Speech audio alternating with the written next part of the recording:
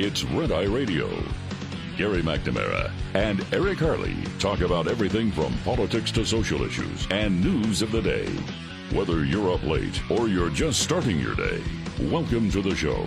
From the Uniden America Studios, this is Red Eye Radio. Hello and welcome. He is Gary McNamara. I'm Eric Harley. As we kick off a Friday and December. Wow, I can't believe how fast December got here. If you've been following along with the What the Hell's Taking December So Long saga on Red Eye Radio. Gary, what's happening? How are you? This is what is happening. The debate last night, the landmark debate. I saw that Fox News. The landmark. I'm like, how do you define landmark here? I don't know. But it was actually pretty good. And we'll tell you as we said, it's not going to impact the election.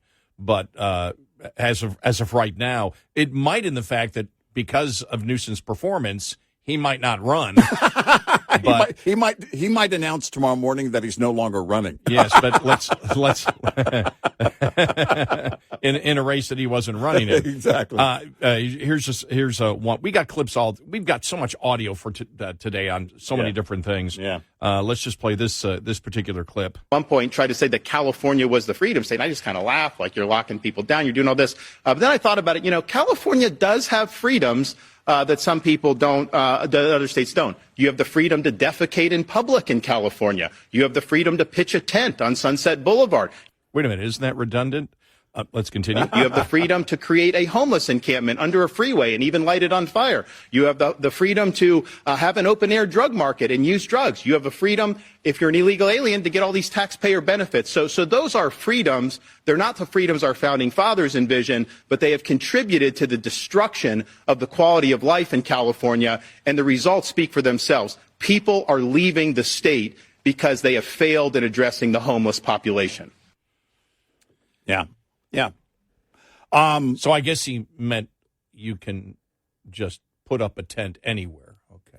Yeah. Right. I just want to make sure that we clarify that. Yeah. Right. Because It was literal. In the literal sense. Right. I don't know if Newsom did that on purpose or not, but it got a roar out of the very immature host here at Red Eye Radio. Yeah.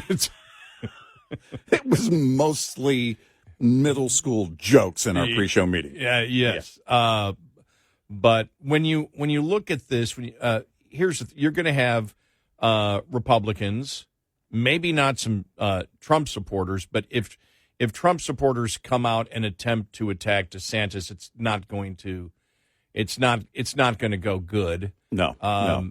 The interesting thing is, some of the top defenses that Newsom made were Trump arguments against DeSantis that, frankly, doesn't hold water, even with a significant portion of Trump supporters. Right. For example, he brought up brought up the fact that DeSantis was the lockdown governor.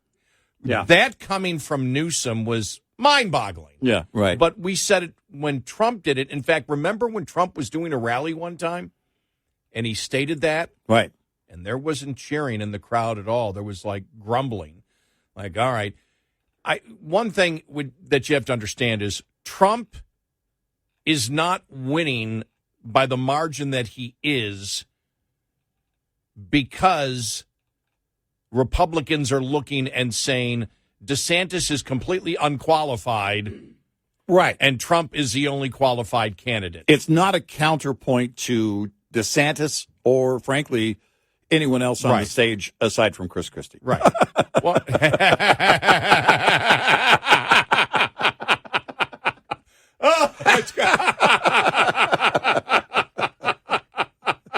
I mean, that was so obvious, but I wasn't expecting that. That was good. I mean, that was really good. I mean, that's it's funny because it's accurate. It's funny because it's true. Yeah. And so when that was, we're always worried because we're always worried that Republicans are going to be weak and they have all the facts behind them. Right.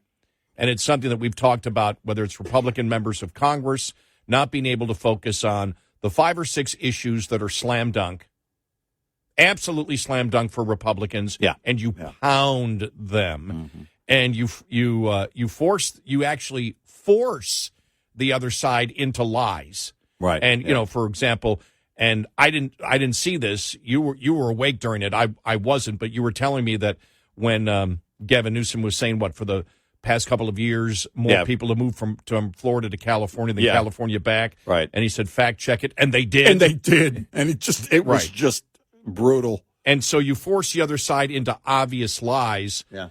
I will a couple of things on Gavin Newsom. And you have to look at any kind of debate like this. And I think that, again, and I don't want to repeat what other conservative media are saying, but you have to say, I don't believe this is going to affect the outcome of the election, except except Newsom may have second thoughts. Because as you said, it was a very, very, it's one of the best debates that I've actually seen from a Republican. It was I thought a stellar performance all the way around from Governor DeSantis. And I'm looking at it based on not that DeSantis on the issues was that he was converting the people who already agree with him, that he was trying to pump up his base. Right. It's based on the fact that in any debate you're going after independents and even Democrats that are sick of the Democrat Party because they believe that they've gone just off the rails. Yeah. Right. And that's where and again I didn't get to see the whole thing as you did, but everything that I've seen so far, I just don't I think that you and I said this.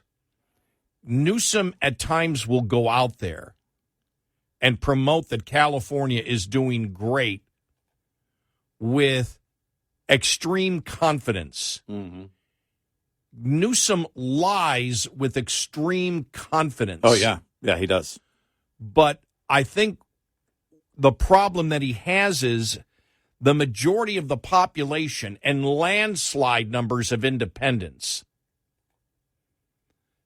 look at what's going on in California, what's going on with Biden, and when DeSantis is running through all the issues, and we'll play more audio coming up, but when he's going through all the issues, and you're like, yeah, we all know that, yeah. And you and I do the same thing. We watch when he says it, we go, okay, the polling agrees with him. It's like 60 to 70% of Americans agree with him on it, and in some of the issues even higher. And you're like, okay, and you've got Newsom smiling and smirking. Yeah. I thought, because I don't watch any kind of debate based on what I want. Right. I base it on what will convert the independents who are already, and some Democrats that are already leaning because the Democratic Party is so radical. And it was a great opportunity, because I look at more as the Republican Party making the argument against Democrat policies. Well, I thought the greatest opportunity that DeSantis had, and he took full advantage of it, was to really lay out the difference in policies between Republicans and Democrats. And there is, the difference between Florida and California is a great example, mostly because of California. I mean, Texas could have done that. You can look at a number of states that aren't California, but it was great in the way that Governor DeSantis delivered it. And that was if I guess underestimated, and I agree with our buddy Larry O'Connor at WMAL, who posted something to the effect, I reposted it, but he kind of was skeptical going into this debate, but DeSantis nailed it. But really, what it demonstrated clearly, and it was all along, it was a great opportunity for that. The moment we heard about it, and at first it was just a rumor. Remember that? It was like, is it actually going to happen? Is it going to happen? Then, they scheduled it. But that's, I think, the great thing right there, that DeSantis was able to deliver. Do I believe DeSantis is going to get the nomination? No, I don't think he's going to be the nominee. He has a future, and I think he might have a stronger run for president in the future, but there is nothing shaking the base of Donald Trump. His base is there. It's not momentum, as you point out. It's not a counter to DeSantis. It's not a counter to anybody else on stage, except Chris Christie. And it's the track record and the base that he has had, and then we'll throw in the assessment of National Review. It's the indictment, stupid. The indictments, right. His rise. I mean, you look at the raid on Mar-a-Lago. Yeah. History's going to look at that and go, and people will question, did Trump actually orchestrate did he call the DOJ and go, hey, why don't you guys come over here while I'm out of town? And because that was kind of that beginning of that, that surge. And you saw it with the fundraising. But the fundraising, as we said, that's an indication of, all right, where are people? And the grassroots fundraising from that was huge, as it often is with Trump. You're not going to shake his base. They're not going anywhere. He's going to be the nominee unless he decides he's not running. And that's it. Or a health problem. If there's a health problem. But otherwise, he's the guy. And for DeSantis, the decision has to be made before Super Tuesday, March 5th. Florida's, on the ballot on Super Tuesday. And as a sitting governor, you don't want to lose your home state in the primary. You don't. It's not a good look. And you don't want to bow out 2 weeks early. You're going to have to make a decision to, all right, we're going to put the war chest away. I'm going to focus on being a governor and keep doing what I'm doing. And then maybe in 28 or whenever it is, we come back around. I think, I do believe that DeSantis will someday be president of the United States. I think he will. I don't make these type of predictions, but, normally, unless Republicans are able to solve all the problems in the next 4 or 5 years. And there's nothing to battle for, yeah. Which isn't going to happen. No, that's... there's... Yes, and California is going to go red. But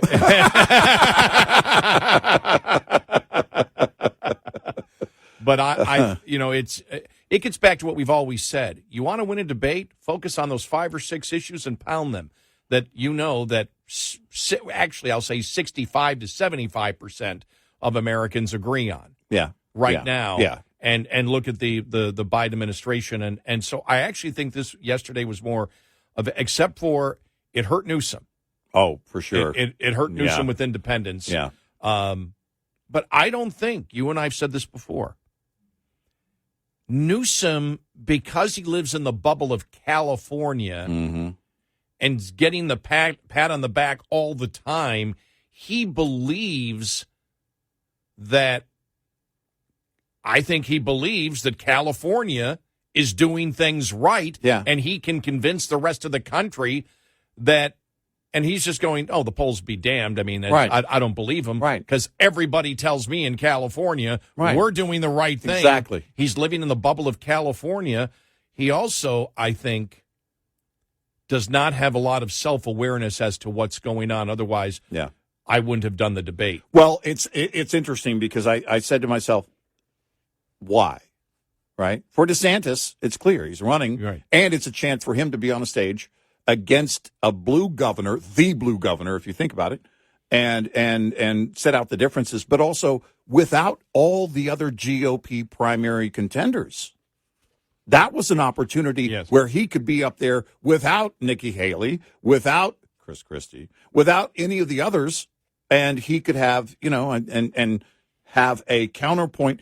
And he also took advantage of going after Biden. It wasn't most of it was about California, but the leftist policies obviously, of course, apply to Joe Biden. And with Newsom, look, he could easily play, until it's his time, the thing he's been playing since he's been governor. Listen, I'm not going to run. I'm going to focus on California. And all due respect to Governor DeSantis, I don't have time for debates. I'm working on California, as we're going to do every day as long as I'm governor, blah, blah, blah, blah, blah, and stay out of it, because this did not help him at all. It hurt. Yeah, I think he hurt himself so bad that Rand Paul had to give him the Heimlich maneuver. 866-90-RED-I. This report is brought to you by Shell Rotella. With advanced synthetic technology, is designed to help keep your rig running with more mileage and less maintenance. Cold temperatures and water can lead to only one outcome, and ice has no place in a truck's air system. That's why it's crucial to keep your air system moisture-free as the temperatures begin to drop. One of the simplest and most cost-effective ways to keep moisture out of your air system is to change your air dryer desiccant cartridge. This should be changed as recommended by the manufacturer or annually as part of your preventive maintenance routine and preparation for winter. Make sure your air system is in top condition before plunging temperatures put it to the test. Get in touch with Red Eye Radio, toll free at 866-90-RED-I.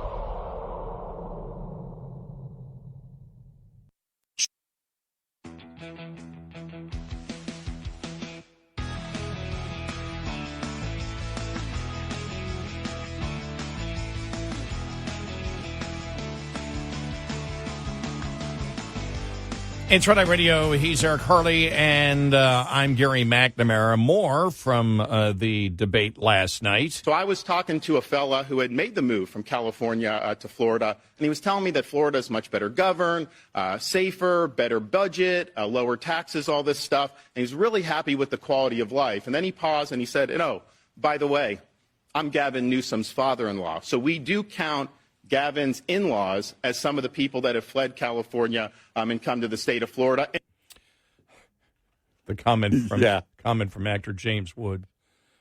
It's a blessing for DeSantis that California doesn't enforce criminal laws anymore because he murdered Newsom tonight.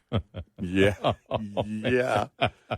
That is true. I mean, it just wasn't good there was not a good moment for Newsom. There wasn't. When Sean said goodnight, that was a good moment by comparison, because it was there. And you have to ask yourself, what I wonder, was anything learned by the Newsom campaign, which technically doesn't exist. But we talk about the blue bubble. You've got to step out of the blue bubble. And it's not like social media. He can go back and forth on social media with Greg Abbott, with DeSantis, with, anybody else. But you've got to get on a debate stage and defend your state, defend your record, defend your positions, defend the issues that you have helped bring to the surface. And it was horrible. And I just wonder, testing the waters, putting your toe in, this would make me never want to swim again. It was horrible.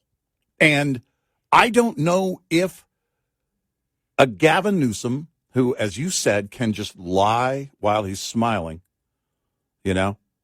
and is all slick, I don't know if he learns anything from it.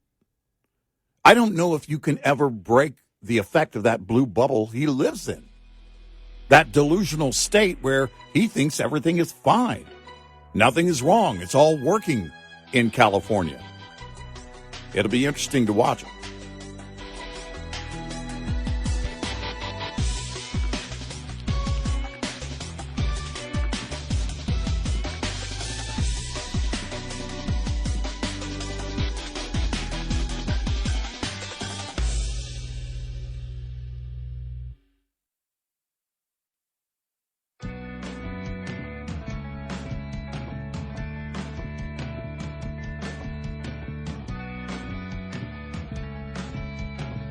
You're listening to Red Eye Radio.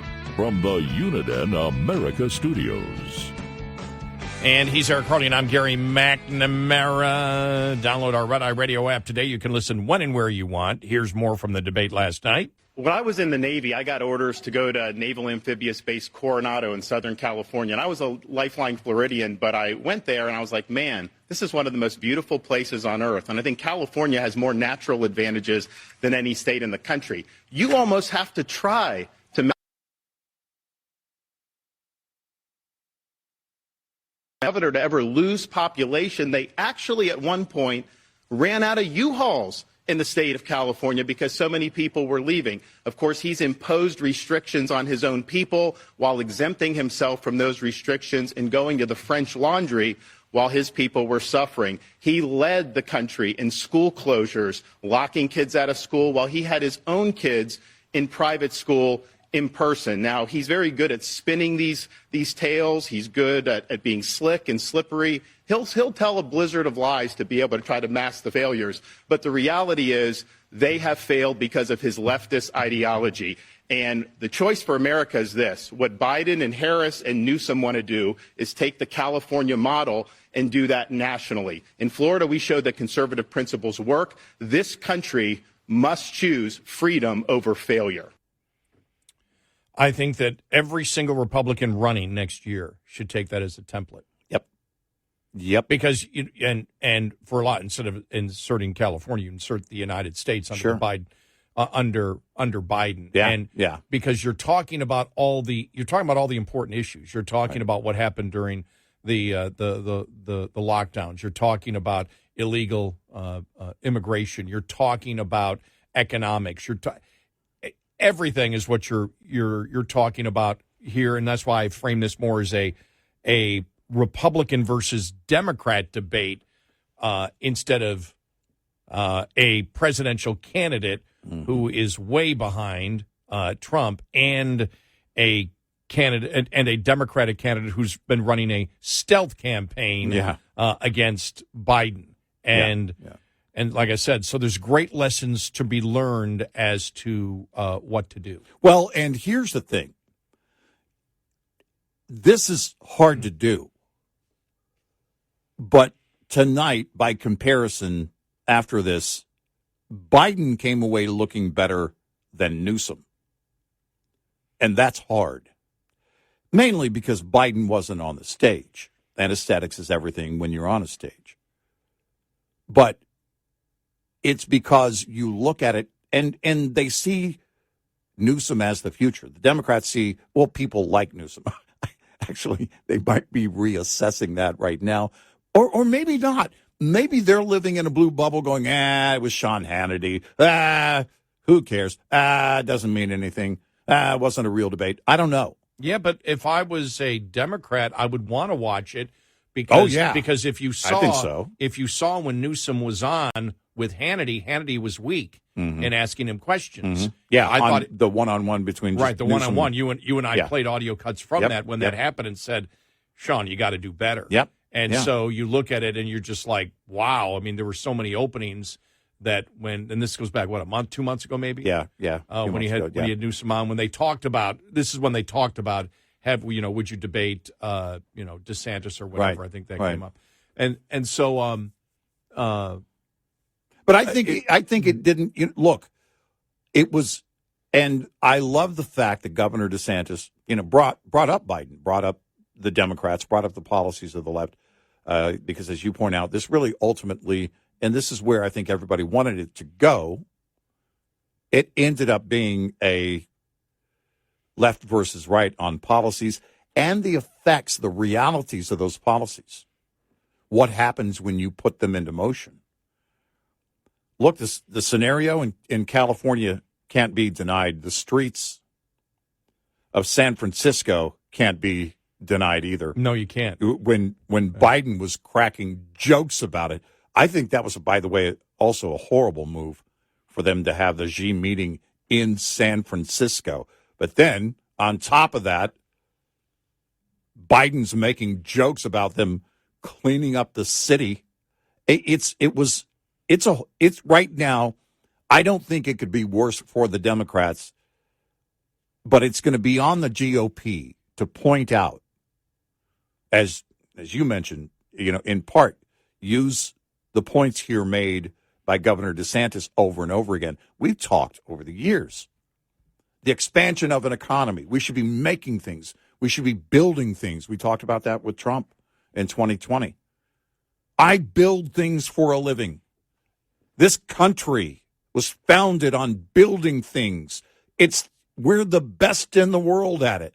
Let's get back to building things. Let's build our economy strong. Let's expand the wealth for everybody so everybody has greater buying that's power. the advice that we gave him in 2020, and he didn't follow. Didn't take it. No. And there's the problem. You can have a situation where, man, Newsom just got raked over the coals. But it requires more than that.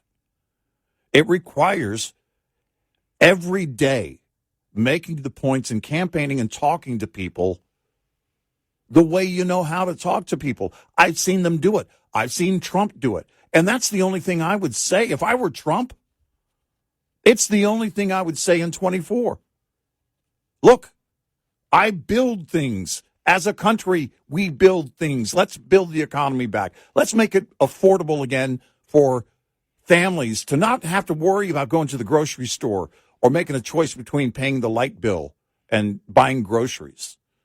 Let's do away with these mandates. If the private sector comes up with something on EVs or solar power or whatever one day, we'll know it because we'll all be rushing out to buy it without any mandate in place.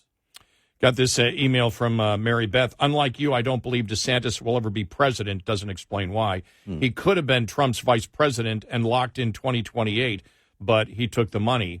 Well, I was surprised to hear you predict that he would be president someday. I thought you never made predictions. No, I don't make specific election. How an races, election is going to how an election will come out. That's we look at the future and say, for example, we look at and say EVs aren't going to work, right? Because the American public doesn't want it. Mm-hmm. What we don't do is make specific predictions on elections in a particular race. So I hope you understand that. As to DeSantis was never going to, I mean, you're in a dream world if you thought DeSantis was ever going to tie himself to a Trump. Right. What you are assuming is that Trump, number one, DeSantis was never going to sit out this election, and then in May, Trump was going to say, I want DeSantis to be my vice president. That wasn't going to happen to begin with. Yeah. So to think that, I don't know where you're coming from. And to say that DeSantis will never run for president, that's your prediction. I don't know how you come to that conclusion that he won't run again. But I believe he will run again, and I believe that if he does run, he, depending on who the Democratic candidate is and depending what the issues are, I guess my point is I believe he'll be the nominee someday.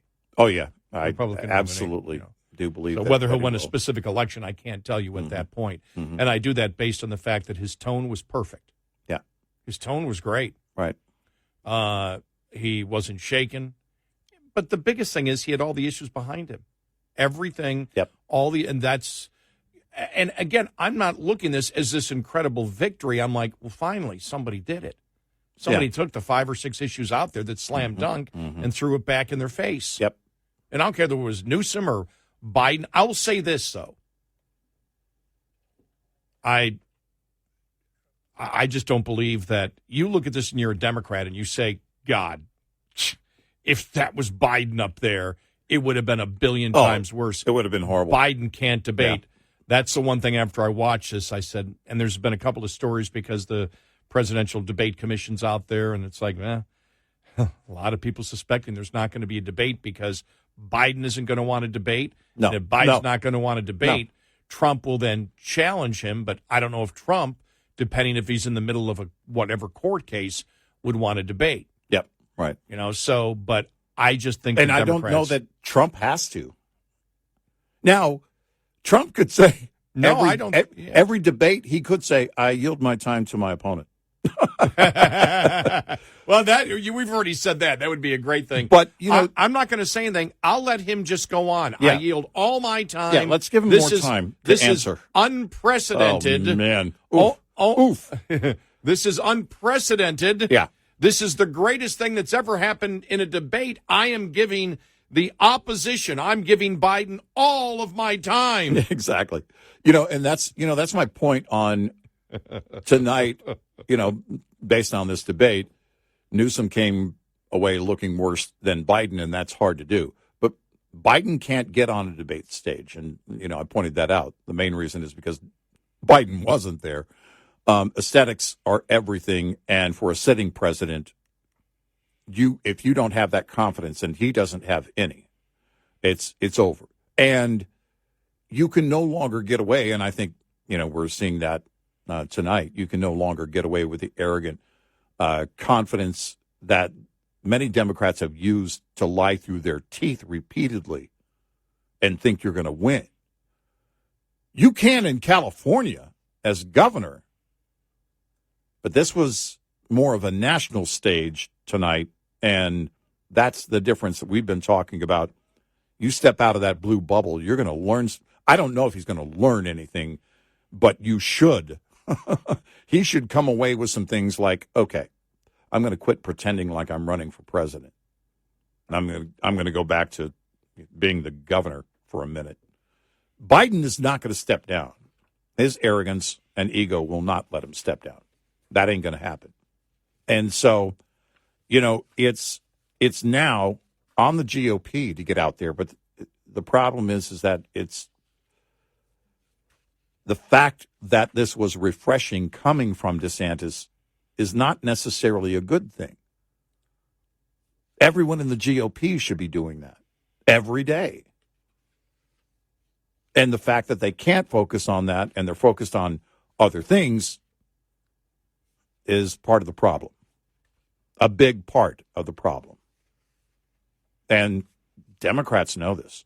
There was the article the other day about all these long-term Democrats, in the House where they're going to stay put because they got name recognition. The party wants them to stay put. They're not going anywhere. And they can keep those seats. And the GOP is struggling. All right, what are we going to do? What if McCarthy decides he doesn't want to stay in and he gets out soon before his term is up? What do you do with Santos in New York? Whittling away at that margin, slim margin in the House. And it's not going to be, if they win the Senate next year, it's not going to be a large margin there. I think they're panicking. What happened in the Senate yesterday, it was really interesting. It went on. We can't play the whole thing because it went on and on and on and on and on. Yeah. We'll try to get an audio cut on it where the Democrats were going to subpoena witnesses, or not witnesses, a couple of friends of Clarence Thomas. Yeah. And they just did it. They wouldn't allow the Republicans all to speak. Mm-hmm. And the Republicans went nuts on it and said, you're going to regret doing this. They already said, that you do this, we're going to subpoena so many people. Yep. You're not going to believe it. When we get back in charge, it's going to be unbelievable. And the House has already threatened to do that, too. Right. But I think that's an act of desperation because nobody's really paying attention. That isn't an issue that's going to change the election next year. When it comes to the influence of the Supreme Court, because you can't make an accusation that Clarence Thomas voted against what he believes. Right. Yeah, you can't make that case. No. And the fact that they're doing this shows the desperation that they can't win on any issue out there right now. I saw that as an act of desperation from the Democrats, and I hope the Republicans look at it the same way, because it is. And it's also part of the continuation of their identity politics, going after again, and they have been with Clarence Thomas for a long time, but going after a black conservative over and over again. Yep. 866-90-RED-EYE. Coming up, more with Gary McNamara and Eric Harley. It's Red Eye Radio.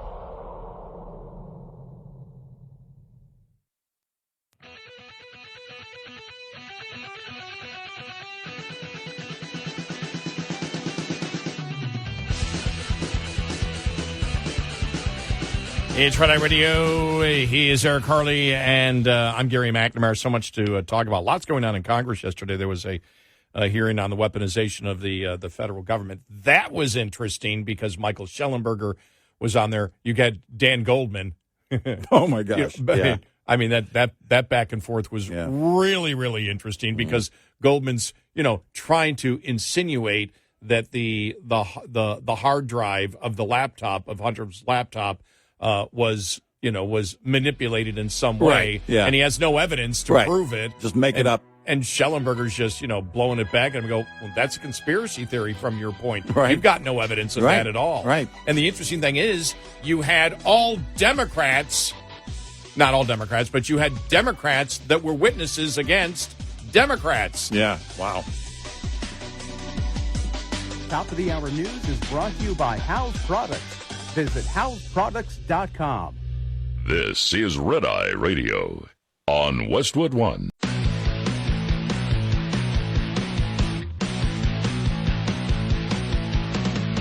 Now, it's Red Eye Radio. Gary McNamara and Eric Harley talk about everything from politics to social issues and news of the day. Whether you're up late or you're just starting your day, welcome to the show. From the Uniden America Studios, this is Red Eye Radio. And he's Eric Harley, and I'm Gary McNamara. Good morning. Welcome to the Friday show. Made it to December. Finally. All right, so just want to play another audio cut here from the debate last night, because this is, again, where Newsom hurt himself. And I was watching some analysis from some of the local news stations in California. There's one in San Francisco that I was watching that said, we went to watch parties, one Republican, one Democrat. Okay. And I went, well, that's useless. Yeah. And I didn't even get past the part where they went to the Democrats, and it was basically just the generic stuff. Yeah. He's a Trump. They weren't talking about the issues. Right. And I'm like, that's not what this is about. None. Any election is not about your base. Right. It's about converting those not in your base. It is about converting independents. We know, all the polls have shown it, that there is a movement of Democrats even to be willing to be independents and consider a Republican candidate. We know that. The polls are universal in showing that that is happening. And so your job is to convince the independents that they should vote for you, or that you're credible. This coming out of Newsom's mouth here, because Sean Hannity asked them 3 questions on Biden's presidency. I can guarantee you the majority of independents did not buy Gavin Newsom's answers. Here we go. So I would like both of you to give a grade to Joe Biden overall as president. Governor Newsom, I'll give A. An A, absolutely. Governor I think it's been a DeSantis. master Failed. A failure. Yeah. Okay. No, that's your Now, campaign number 2, president. are his policies helping or hurting your individual states? Is it helping the state of Florida? The inflation is hurting our state big time. Grade. Fail. He failed. Yeah. He's failed What on the would you- economy. The guy just took Is it helping $28 the million state of from the California? Science and Tech Act. Thank you, Joe Biden. It's absolutely accelerating our dominance in manufacturing, accelerating our revitalization Okay, of that our was a state. simple the answer answer. Is unequivocally, Lastly. absolutely yes. Okay, I will ask you, Governor DeSantis. I have played over and over again, and Governor Newsom, you have seen over and over again. Joe Biden is experienced what I believe to be significant cognitive decline. And in other words, it's the toughest job in the world. Is Joe Biden experiencing this cognitive decline? Is it a danger to the country? Do you find when he speaks, what is your reaction to it? Yes, he's in decline. Yes, it's a danger to the country. He has no business running for president. And, Gavin Newsom agrees with that. He won't say that. But that's why he's running his shadow campaign. He should not be running. He is not up to the job. And it is dangerous for this country. Well, I will take Joe Biden at 100 versus Ron DeSantis any day of the week. All right. So there you go. Is DeSantis credible to an independent with those answers? No. No. When I saw that, I went, oh, not only is he not credible, that's gaslighting. Because Newsom knows he's lying. The audience knows he's lying, and he's saying it with such confidence as if, oh, come on, of course he is. That's what gaslighting is. Mm-hmm. What are you talking about? Of course he is. How could you even think that when the vast majority of Americans think that? Yeah. And that's a problem. Yeah, that's, it's the worst attempt at selling, well, since the Biden administration did it earlier in the day. Trying to sell this economy right now to people who are suffering is spitting into the wind. Or whatever they do on the streets of San Francisco. Over and over again. You can't defend this economy. You can't defend what's going on right now with Biden without lying. You can't do it. And Newsom's arrogance comes through over and over again. And here's the thing. When you say that, and people of all states, think about it. California, number one for poverty. Cost of living, astronomical. And of all states, the governor's telling the people of California, those middle-class family, the elitists may not be feeling it as hard, but they're also feeling it. There is a difference. Everybody feels inflation. And when their governor's standing on that stage going, no, everything's great. It's fine. In a place where prices are higher than the rest of the country. Yeah, the cost of living. It's my whole point. Living, yep, it's gasoline, of all states. Yep. To have the governor on a stage saying that with a smirk, that's a slap in the face. I was reading here Ron Blahar from National Review stating what I think a lot of Republicans and what a lot of people thought. He said, let me just get it here. I have a stapler in the way. He said, my primary takeaway from the debate is that Gavin Newsom clearly seems to have overestimated his abilities.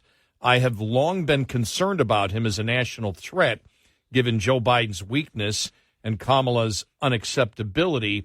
And while I walked into this debate resigned to its ultimate meaninglessness, I had trouble when I said that before. It's not that hard of a word, Gary. I remain convinced of that, at least in terms of the 2024 Republican primary. I also half expected DeSantis to falter, appearing sour and unlikable, while he was overwhelmed by Newsom's charms.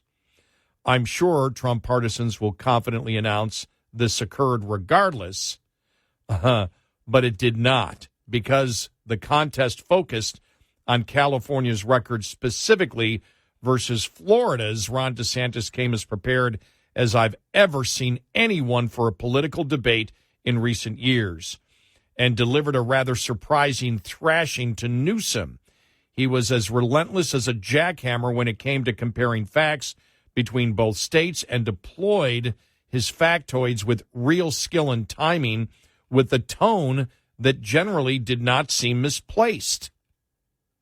Though neither governor looked good when talking over one another, Newsom was aggressive about it, frequently talking over Hannity as well, which won't earn him any criticisms from his intended audience.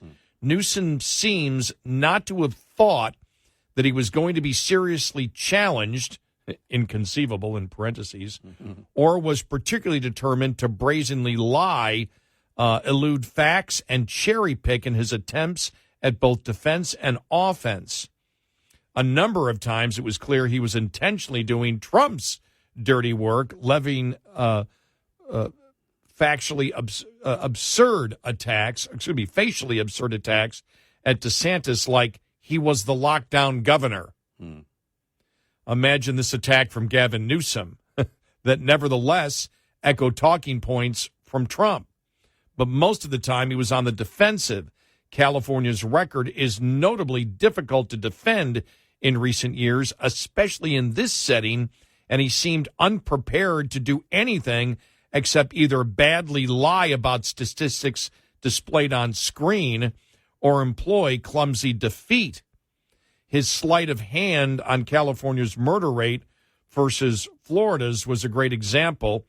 Hannity literally displayed California's murder rate versus Florida, and Newsom proceeded to simply pretend that the statistics did not exist and instead tried to pretend Florida was worse than California because of gun murder rates. DeSantis was having none of it and pointed out just how ridiculous of a dodge it was. Then he said that DeSantis considering pardons for people accused of crimes on January 6 was an equally as important public safety issue as armed robbery, rape, and murder. One wonders what Newsom's strategy was supposed to be. Perhaps he was not expecting such toughly framed questions, but what kind of fool walks into a debate with Sean Hannity on Fox News on air, live, not expecting to get hit with all your state's most damning statistics? He's not going to be typically neutral, a typically neutral moderator, and lying brazenly and trying to jaw over everyone, including Hannity, wasn't going to sell. Maybe he was instead seeking to demonstrate to national Democrats how unafraid he is to walk into the lion's den and just completely stick to talking points, now, no matter how much an honest man might otherwise want to flinch.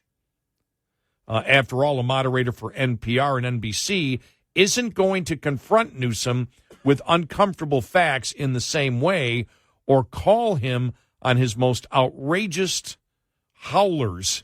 He succeeded in that at least, but he lost not only on the merits, but on his stage presence and charisma as well. But his hair was immaculate.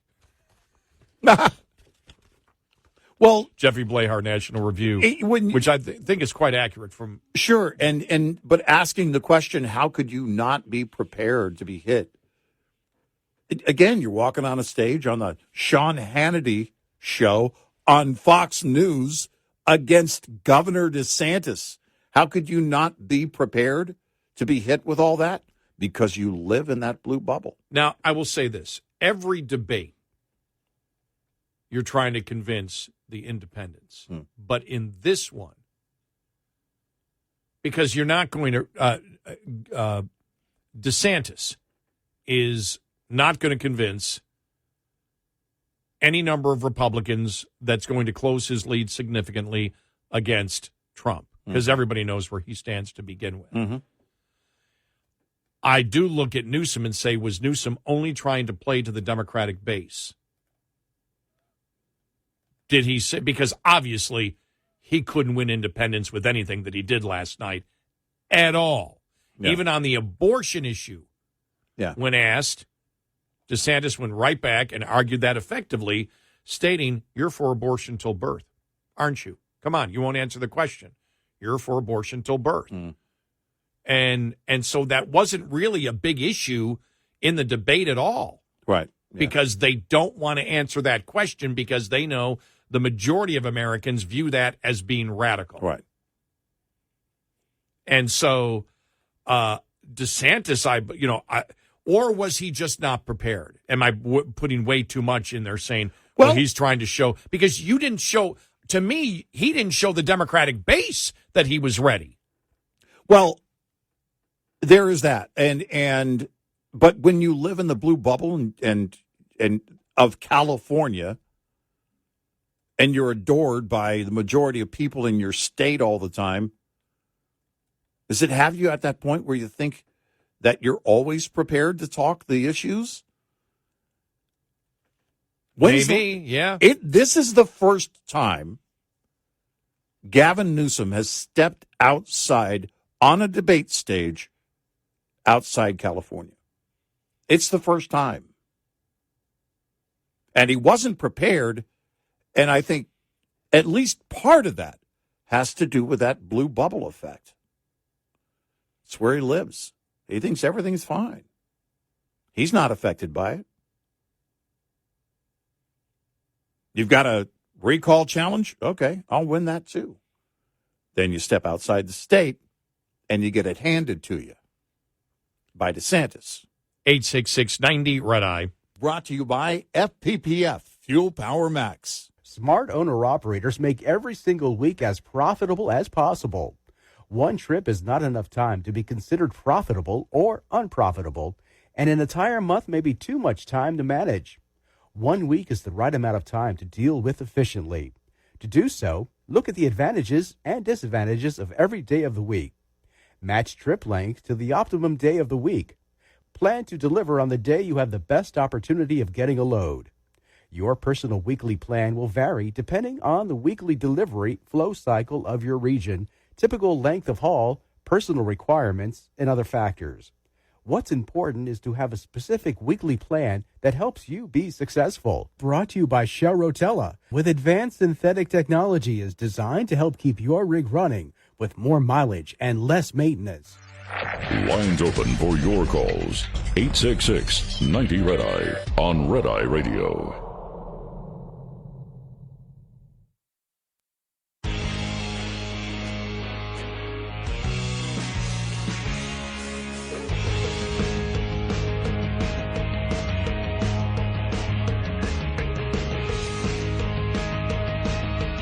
It's Red Eye Radio. He's Eric Carly, and I'm Gary McNamara. They debated the radical transgender movement.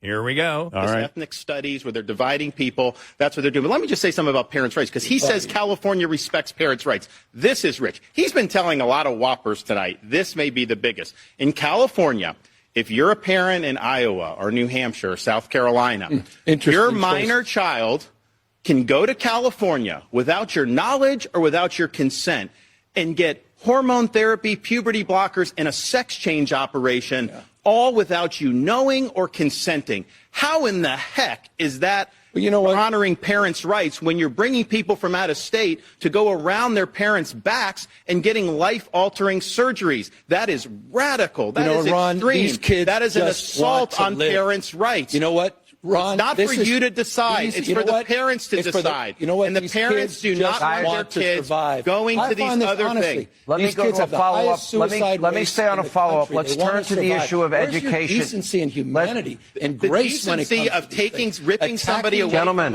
please. Nobody can hear you. That is wrong. That is wrong. I'll tell you. All right. That should not stand in this country. Let us turn, gentlemen, if I may. The interesting thing there is when DeSantis was halfway through it, Gavin Newsom wasn't smirking or smiling. No, he wasn't. And then you heard him try and say, these kids just want to live their... Right. Basically saying, oh, no, we're okay. He's admitting he's proud of the fact that parents shouldn't be a part of it, according to him. That's insane.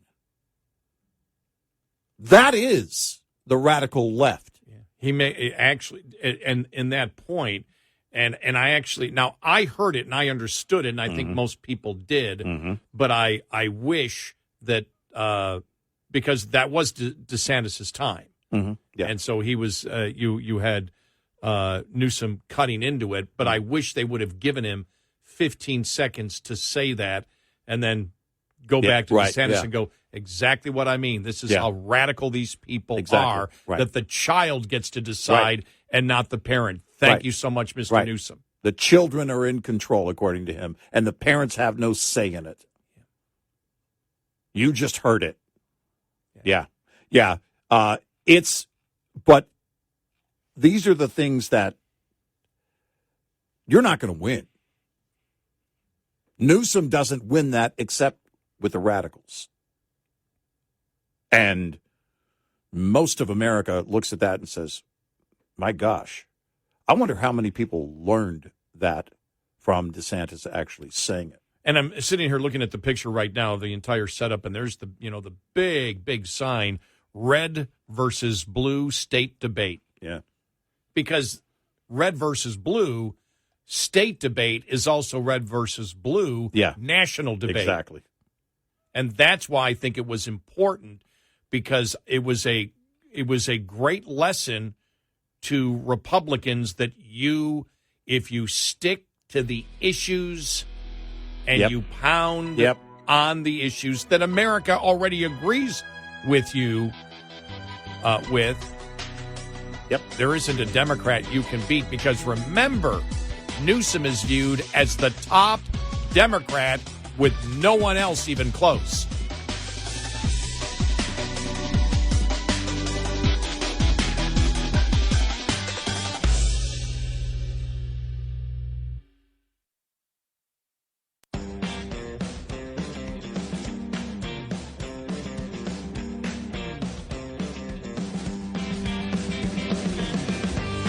Consider yourself canceled if you don't listen nightly. Red Eye Radio. And he is Eric Harley, and I'm Gary McNamara. Good morning. Download our Red Eye Radio app today. Listen when and where you want. If you can't listen live overnight on one of our great radio stations. So, I think you have to note that, and I think Democrats look at it, and Democrats will probably come out of last night saying, whew, we have problems, but if Newsom runs against Trump and debates Trump, that's a different stage. Well, we believe that Trump won't stay on topic, he'll be all over the place. Mm-hmm. That if it's that the Democrats' hopes are based on the fact that the American public will not hear a coherent message from the Republicans. So I'm not just throwing Trump in there, I'm throwing everybody in there. Mm-hmm. And that, can beat Biden, because Biden can't communicate anything, and he's getting worse every single day. Yeah. But Newsom, they believe, can beat Biden, but Newsom can beat Trump. This is what Democrats believe. They think he can. They think he can. But I think after last night, they don't believe that he could beat Newsom, or he could beat DeSantis. Right. And there's, and there's the scenario, because Biden's not going to drop out unless it's for health reasons. And if that's the case, how is it not Kamala Harris? Unless she just says, I don't want to run. But I think what I got out of it is the fact that, remember, and I think you're going to see a lot of this written by conservatives yesterday, that were initially scared or wondering whether Newsom, not on the issues, but just style alone, because obviously you cannot win on the issues, but you can win if you keep the Republicans, they believe, and I think it's a mindset that exists out there in Democrats and Republicans. You can beat Republicans if you can stick maybe just to abortion and keep them from repeating over and over again the 4 or 5 or 6 things that most of them have to do with economics and how people are, doing right now.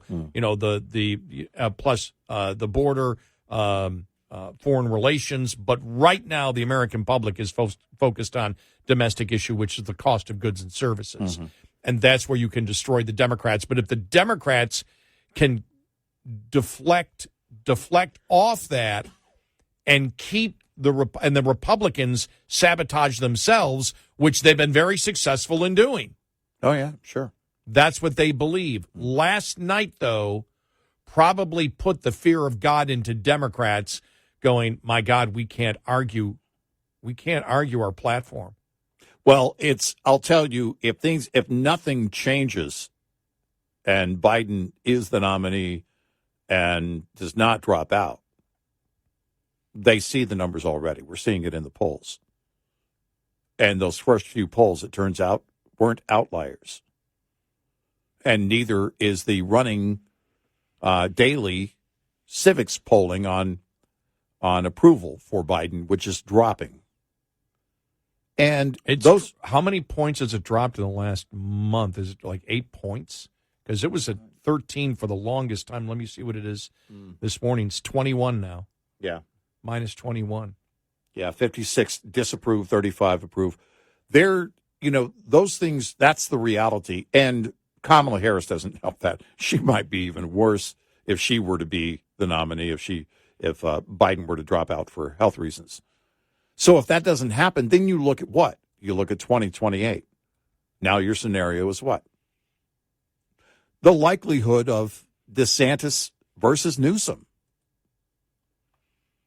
And the Democratic Party looks at that and has to be thinking after tonight, I don't know how we do this. Because if we go through 24 and nothing changes, Trump is the nominee, and he beats Biden, well, he's got one term, and depending on who his VP is, we'll see who that is, and they're going to run, but you might have a challenger, who knows, against them. But somebody has to step up for the Democrats in 28. Newsom was the guy. They were hoping, they were putting all of it into Newsom. Whether they said it out loud and admitted it or not, they were. And they have been for several years. Yeah, when you look at it, we said he has the look. Mm-hmm. He has the look. He has the young look. As we say, he has the Pat Riley's slick back 80s look. Mm-hmm. The former coach of the Lakers. Every time I see him, I go, he's got his early 90s Pat Riley look. And he's got those formerly Biden chiclet teeth. And as we've said, and that is, since imagery can win an election, that was the fear, because Republicans looked at it and said, they've got nobody else. That's it. The best that the Democrats can do is Gavin Newsom. And he got smoked last night by DeSantis, who the Democrats look at, well, DeSantis may do well in Florida, but he's getting smoked by Trump, so we're not really worried about him. Well, he just smoked your top candidate. There's nobody close. Tell me anybody. Who is the person who was a close second to Newsom in the Democratic Party? I can't tell you who that is. I can't tell you who it is. Doesn't exist. Mayor Brandon, is he going to step up to the national stage? There's a disaster in the making. I don't think Mayor so. Adams of New York? Nope. He's got a whole load of problems he's dealing with. No, I don't know who that would be. That's why, and I said it and started talking about Newsom years ago and said, eventually he's going to run. And I pointed to him then and said, he's the one guy that, on image that the Democrats want to run. They want that kind of imagery. And I said it repeatedly. And then he kept saying, no. And then all of a sudden he's running this shadow campaign and just hit a wall. And that wall's name is DeSantis. Oh, just big time. What I did like was DeSantis kept repeating, this is radical, and then explained why it's radical. Exactly, yeah. And the problem with the Democrats, I'll use the word that we use, because when you look at a lot of the different things, the radical transgender movement, the way they wish, boys to play against girls, men to play against women, the whole concept that if a man says he's a woman, then he is a woman and a biological woman. I had that debate a week ago with the gentleman I was flying with, who was saying, well, no. And what they're saying is gender is different. I go, you haven't been following this. It's no longer gender is different than sex. And the proof of that is they want men to compete against women. So men and women are the same if the man says. So that's why he just sat there and looked at me with a blank stare. It's, obviously he didn't do his homework, but you can't do any homework on that one. But the Democrats are looking for somebody who looks sane promoting insane ideas. Yeah. Because they believe, and the things that they believe, the issues that they believe, the things that they're talking about, the gaslighting, the border is fine, the economy is doing great, inflation is our company's faults. Everything that you hear from Biden comes across as cognitively not normal. Yeah. And the rest of them, with their screaming and yelling, it's like, okay, you've got radical people promoting radical ideas. I'll take it. I'll go hyperbole one step above. The insane are promoting insane ideas. Yeah. Because who would promote such incredible? You have to be. People look at it and go, you have to be insane to say a man is a woman. Right. And so what they're looking for is somebody who doesn't look insane to promote insane ideas. The only one that exists is Newsom. Yep. I wonder how many Democrats, because earlier I was asking and I was thinking about independents that were learning about children being able to go to California and get that treatment and surgery without the consent of their parents. And I was thinking independents when I was asking that question. I wonder how many people learned that. I wonder how many Democrats, rank and file, learned that from DeSantis saying it. Now, if you're paying attention, you should already know this. But there's the line that they cross, as we've said since the beginning. You're going to war with the parents. That point that DeSantis made was California versus the parents, not California versus Florida. Yeah. And that's a line and a war you won't win. In that blue bubble, they may be able to get it done. You bring that to the national stage, you've got a whole new fight from the parents of America. And that's where we are. The radical reality is hitting the wall repeatedly, or the fan, as the case may be. And in conclusion, that's what I think you got last night. What you got last night is showing how to debate the best that the Democrats have. Yep. Point out that's the best they have. Point out the reality of their policies, and you win every time. Point out the radical positions, you win every time. Yeah. The best they have, unless Spartacus decides to run again. Well, wow. Haven't heard from him in a while. I know. Where is Cory Booker? Somebody check on Cory Booker. And we'll see if the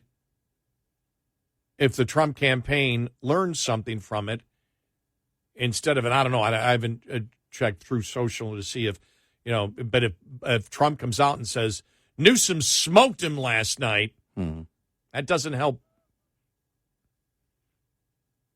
It doesn't help his campaign. Doesn't hurt it a lot, but it doesn't. If he says Newsom smoked him? Right. That Newsom won the debate? Right. Yeah. No. Yeah. No. Newsom. Yeah. If he says, even because if he says DeSantis won it, that's not going to help him either. Yeah. Right. Yeah. But if he's because he came out, I mean, the True Social statement beforehand just pounded on DeSantis. Mm-hmm. Yeah. Pounded on him. Right. And, or you just, my advice would be just ignore it. Yeah. You weren't on the stage. Don't worry about it. Doesn't mean anything. It wasn't an official debate. Move on. Yeah. And the media isn't going to stay on it long. No. The mainstream media isn't going to stay on it. You may have some conservative outlets, as, for example, state what we stated. This is a template that you need. Mm-hmm. And it not just for Trump in a general election, but for everybody running for Congress and the Senate. Oh, yeah. That's the template. Yeah. That's what you do if you wish to win, not just win, but dominate. Yep. Because he dominated last night over Newsom. Yeah, and it wasn't even close. To the point where you see a lot of conservatives. I saw it was Harold Ford Jr., the Democrat, on Fox going, wow, DeSantis was just, impressive. Yeah. The other thing is, you think about this, when Newsom came out and said that Biden at 100 would be better than DeSantis. Gosh. I mean, stop talking. I know, it's like, you need to shut because up. your whole party is saying he's too old. I know.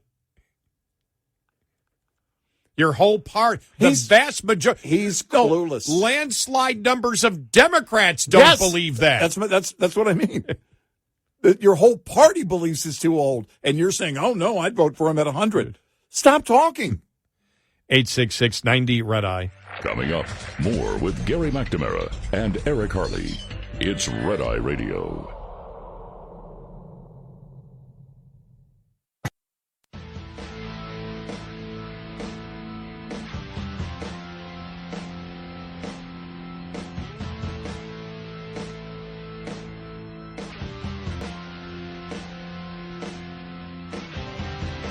It's Red Eye Radio. He's Eric Harley, and I'm Gary McNamara. All right, it's a Friday show. We got so much to cover, things that we didn't bring up during the week. We've got more audio on the way from things that happened in Congress yesterday.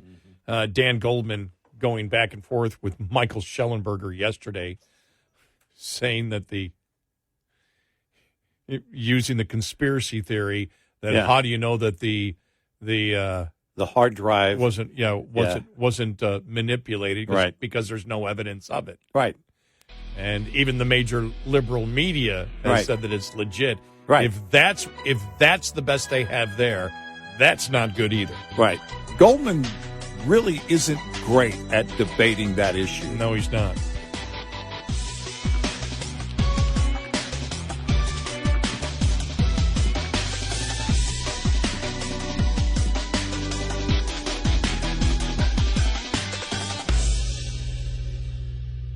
This is Red Eye Radio on Westwood One.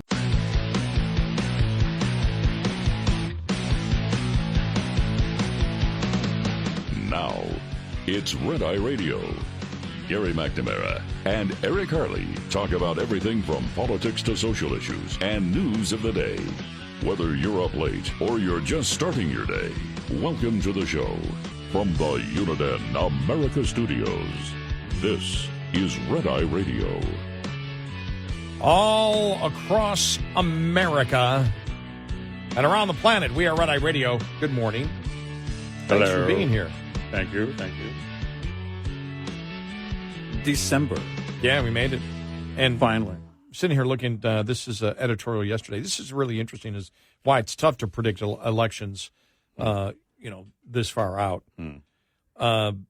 This would have been 2 days ago. They actually had this. I'm just trying to get through everything we didn't get to during the week. Some stuff that's really interesting to look at. And it was a Wall Street Journal editorial. Many more voters with guns. Black households with firearms have gone up 17 points. Wow. Since 2019. More than half of American voters say they or someone in their household owns a gun, according to a poll by NBC News. That's the highest level since its polls began asking it in 1999. Yeah. And then they write here, this is the best part, after progressives drove up firearm ownership with policies that are soft on violent crime, they can't figure out why their gun control ideas failed to pass. The share of voters with the firearm in households is 52%, up from 46% in 2019 and 42% in 2013. A partisan split is evident. Gun households now include 66% of Republicans, 45% of independents, and 41% of Democrats. This is no surprise, in part because rural areas tilt right, and that's where hunting is a family event, and bears might be prowling the woods. Yep. Got to be prepared. Notable, though, is the numbers are increasing the fastest on the left. That's interesting.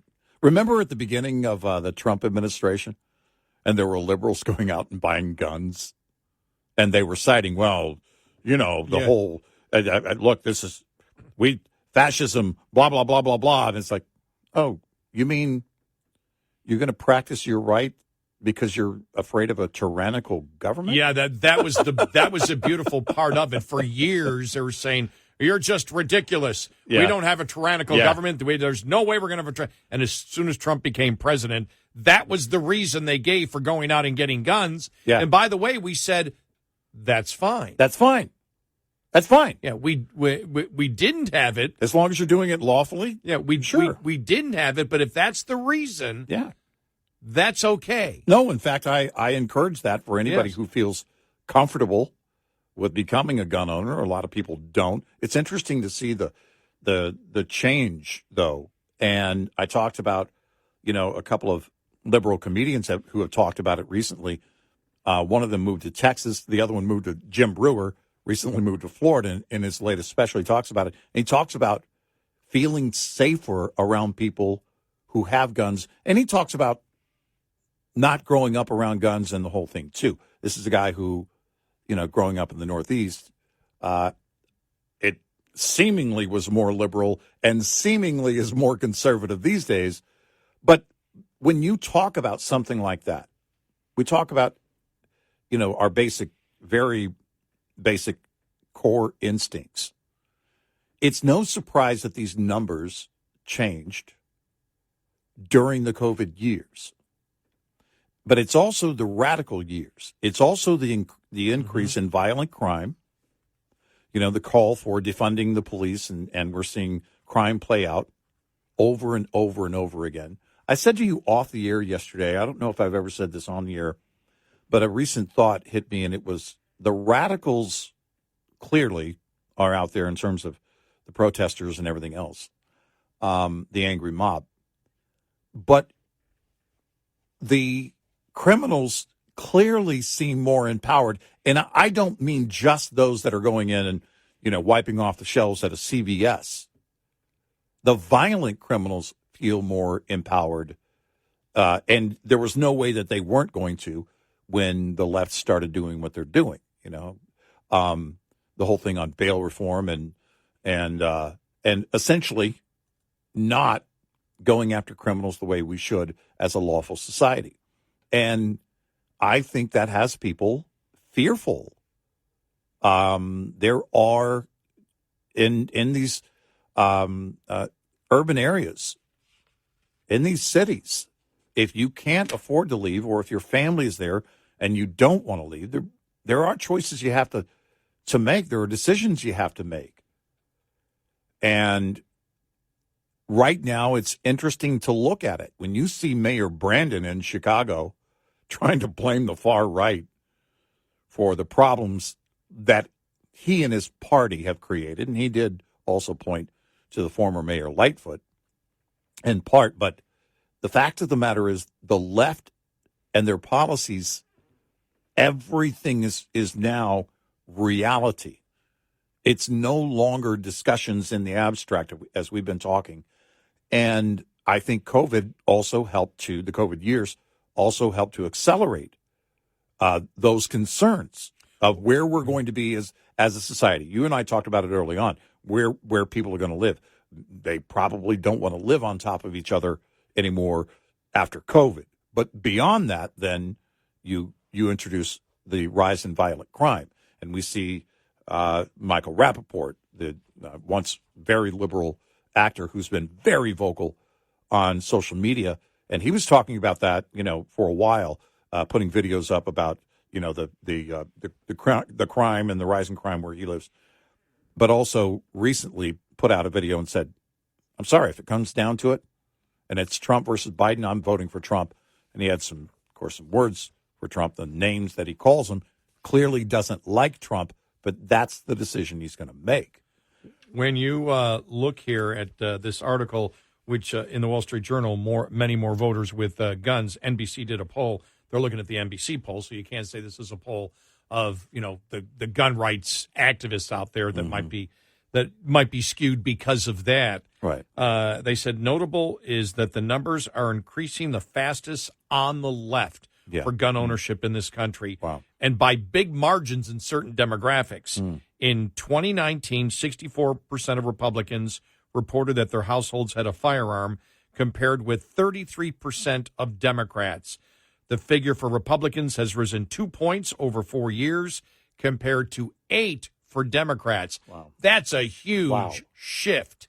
You didn't see that. You think about this. You go all the way through, the late 80s into the 90s before they passed the crime bill. And they did that because crime was rampant, and you had Democrats at that point really talking about gun control. I remember it because it was my first couple of years in talk radio, and you looked at it, and Democrats, if you brought up guns, it was like, no, we don't need guns in a society. But when you look at here at some of the numbers, when you break it down, 24% of black voters were gun owners in 2019.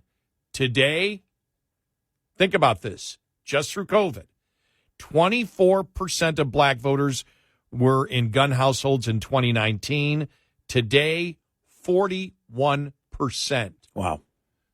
And think about that. You didn't have movement like that for the last 30, 40 years in this country. That's a good point. Up 17 points over the same period. The number of white voters rose 3 points to 56% from 53%. Could this increase in black ownership be related to self-defense concerns amid the increase in urban crime? The survey doesn't delve into the reasons, but it's a reasonable guess. The NBC survey includes 1,000 registered voters, and the margin of error is plus or minus 3.1%. But it fits other evidence, and the trend is hard to miss. The Second Amendment protects Americans who want to own firearms for self-defense, and lately millions more people have availed themselves of that right. If politicians want to pass gun regulations, even red flag laws that seek to bar firearms from people with mental health issues, these are the voters that they need to convince, and it's moving in the opposite direction, and hugely moving in just 4 years. Right. Well, what would be the reason for that? It's the rise in crime. Right.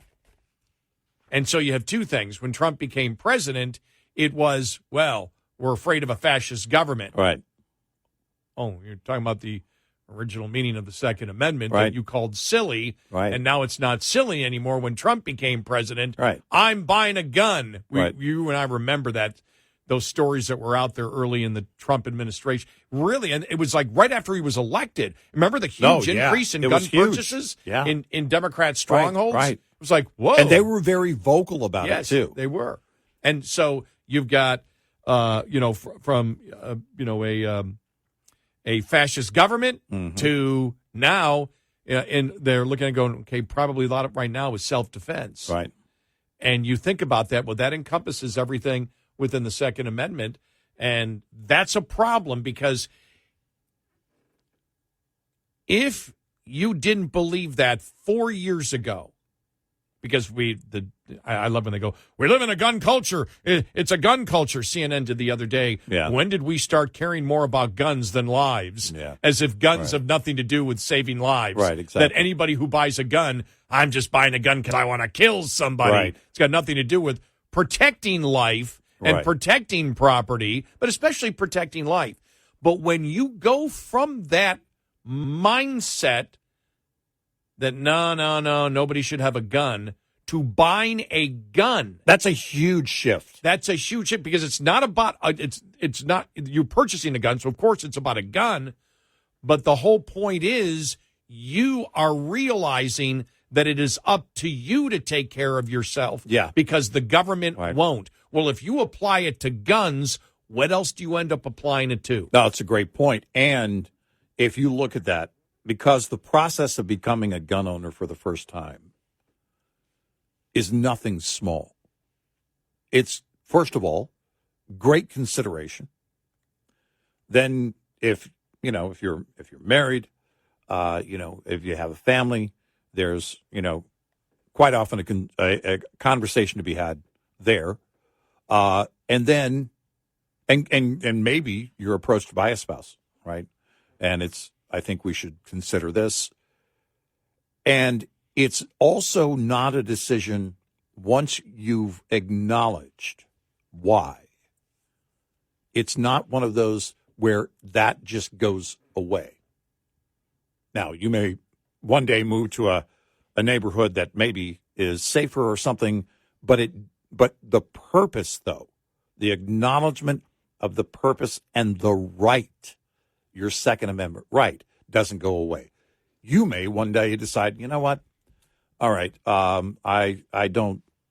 I'm ultimately not comfortable because I don't get enough time with my gun or whatever, and you decide, okay, I'm no longer going to do that. But you still have acknowledged as to why.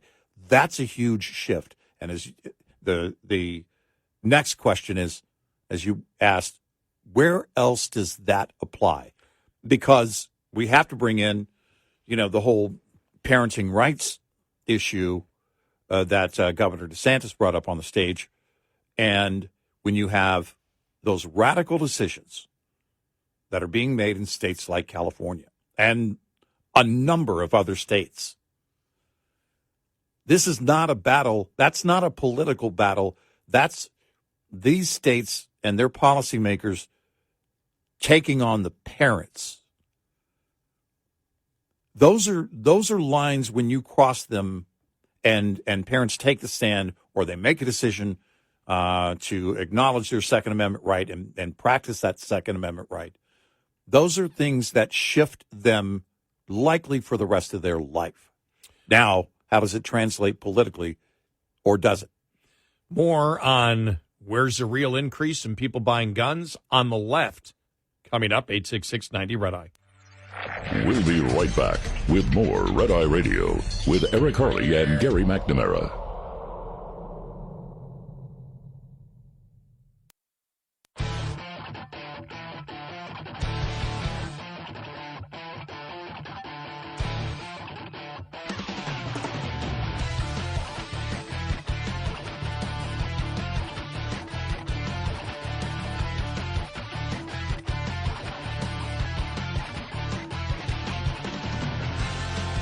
It's Red Eye Radio. He's Eric Harley, and I'm Gary McNamara. Number of other surveys. You can just Google it, and you'll find it. A number of surveys over the last couple of years. The biggest demographic buying it, we've covered some stories on this, some of the groups of women buying guns, but black women, the biggest increase of any demographic buying guns, black women. Yeah.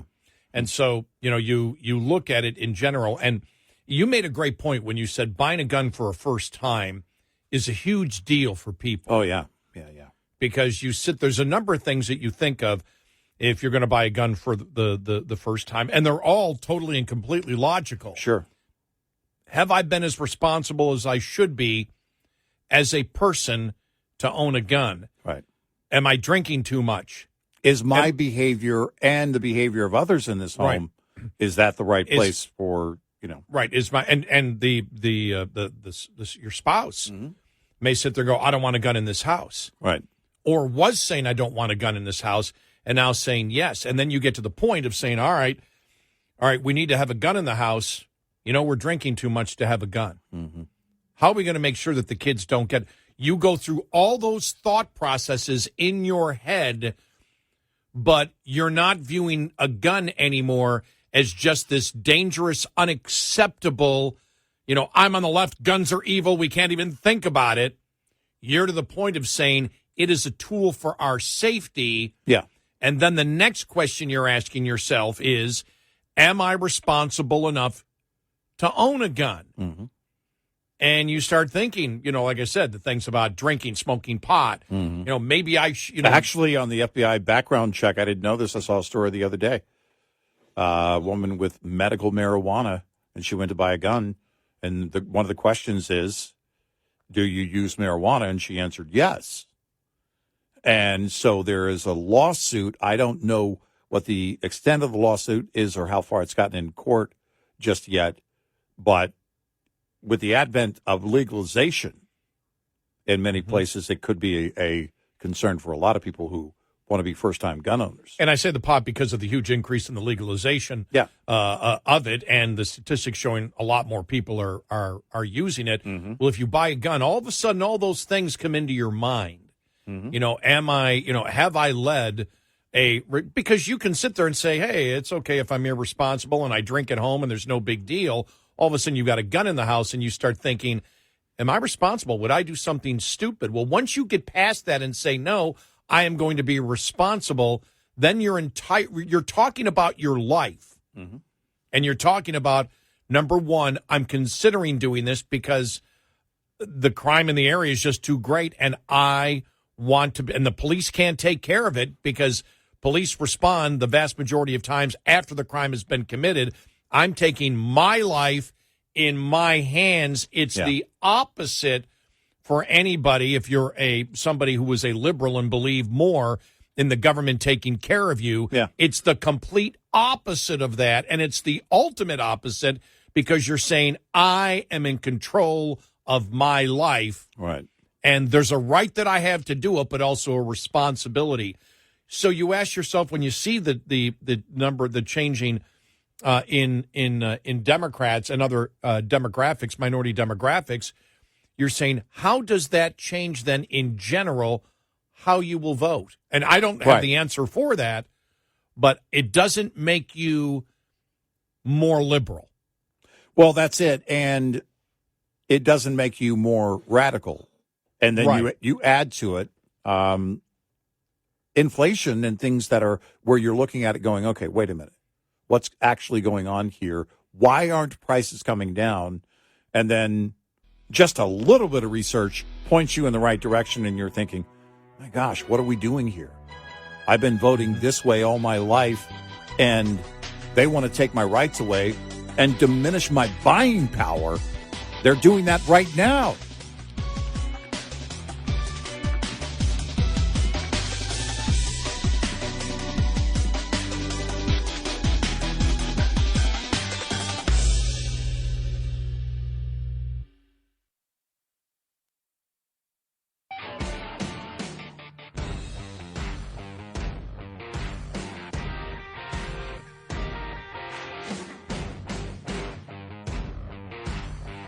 You're listening to Red Eye Radio from the Uniden America Studios.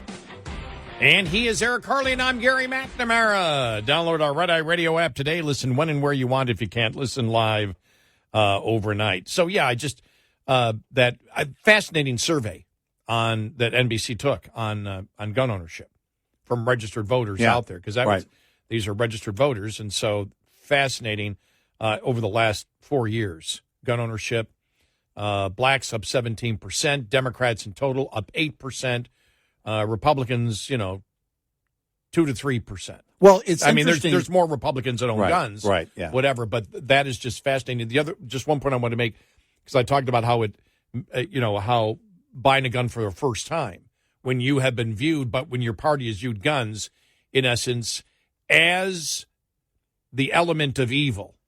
Right. Not even the person shooting the gun, but the gun. Mm-hmm.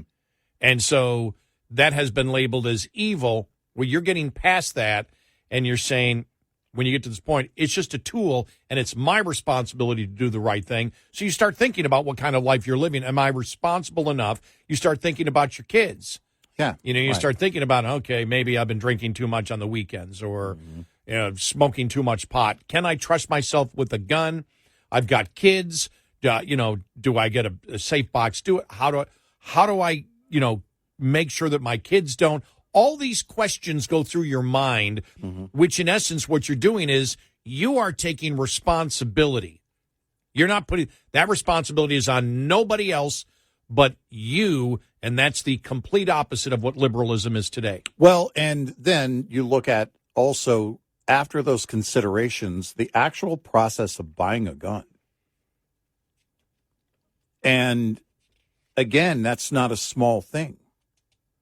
So these are individuals who aren't responding and saying, I'm thinking about doing it. They're reporting that they have a gun in the home. So they've made that purchase.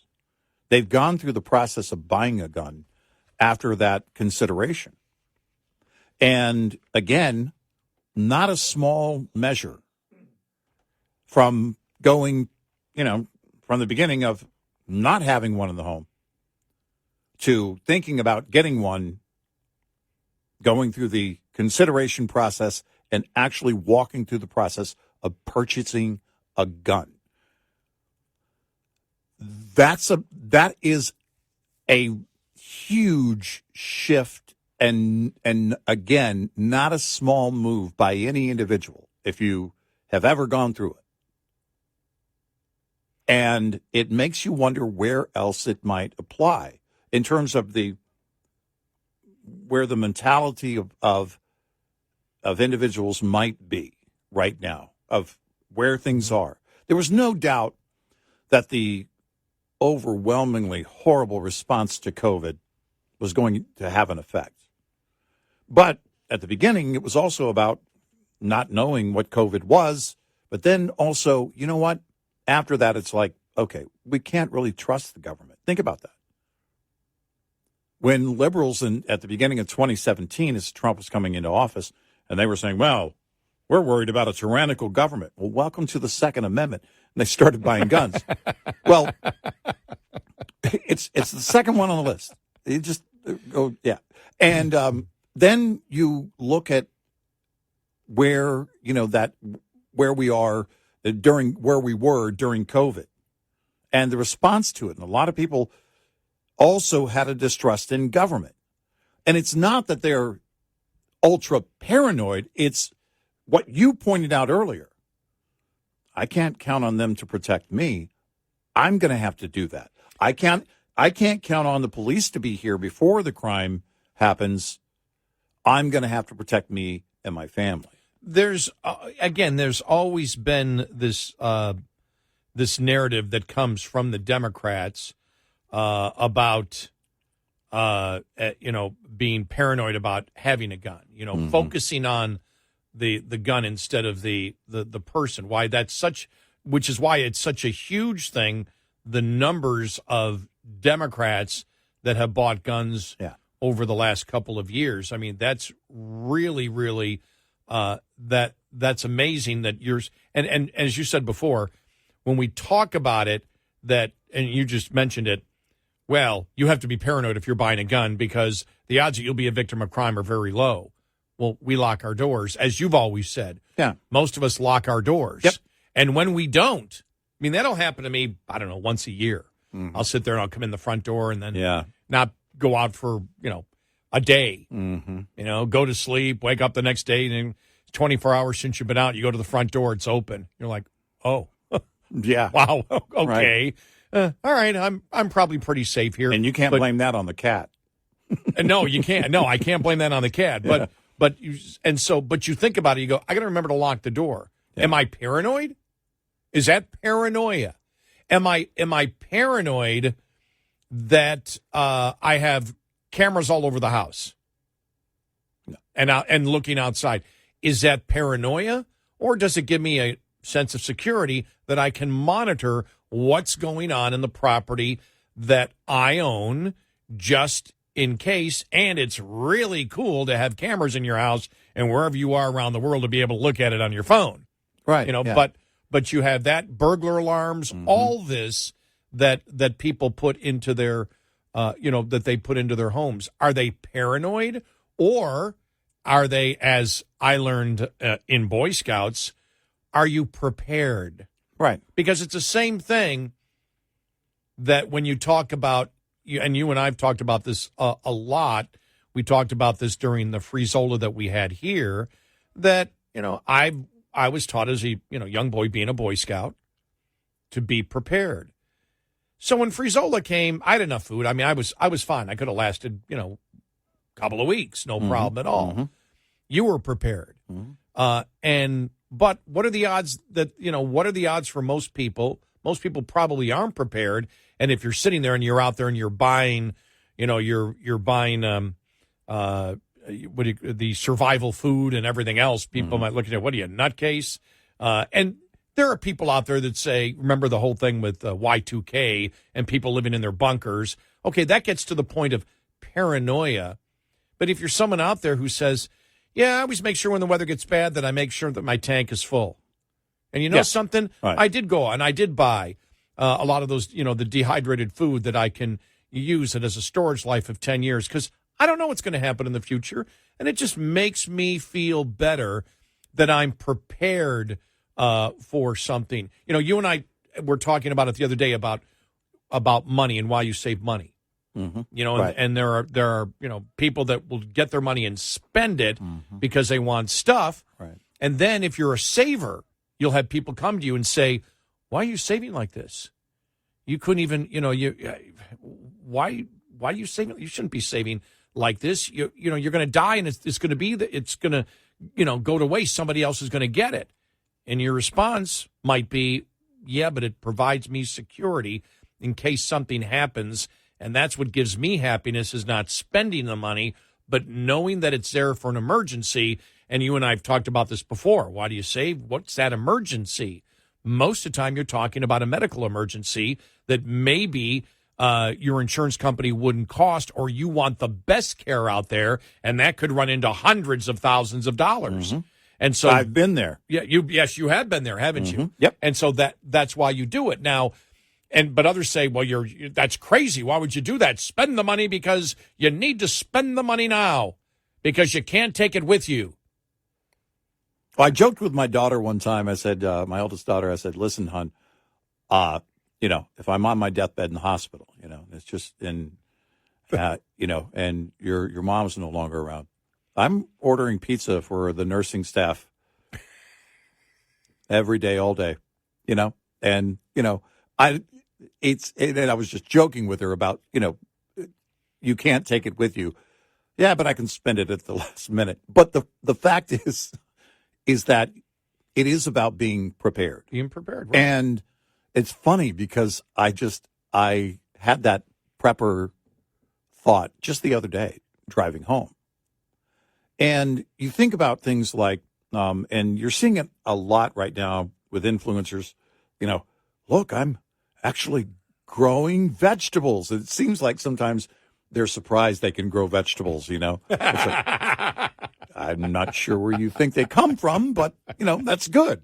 But that's, those are the things as a society, again, that get down to our core instincts of shelter, food, protection of our family.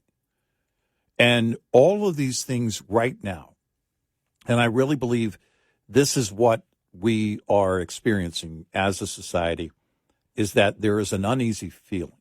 It is unsettling when you think to yourself, I can't provide. I can't. Inflation has it to where you're right. I can't. And then the border's open. It's wide open. And you're thinking, others are coming here, and I'm trying to figure out how to scramble, to take care of me and to provide for me.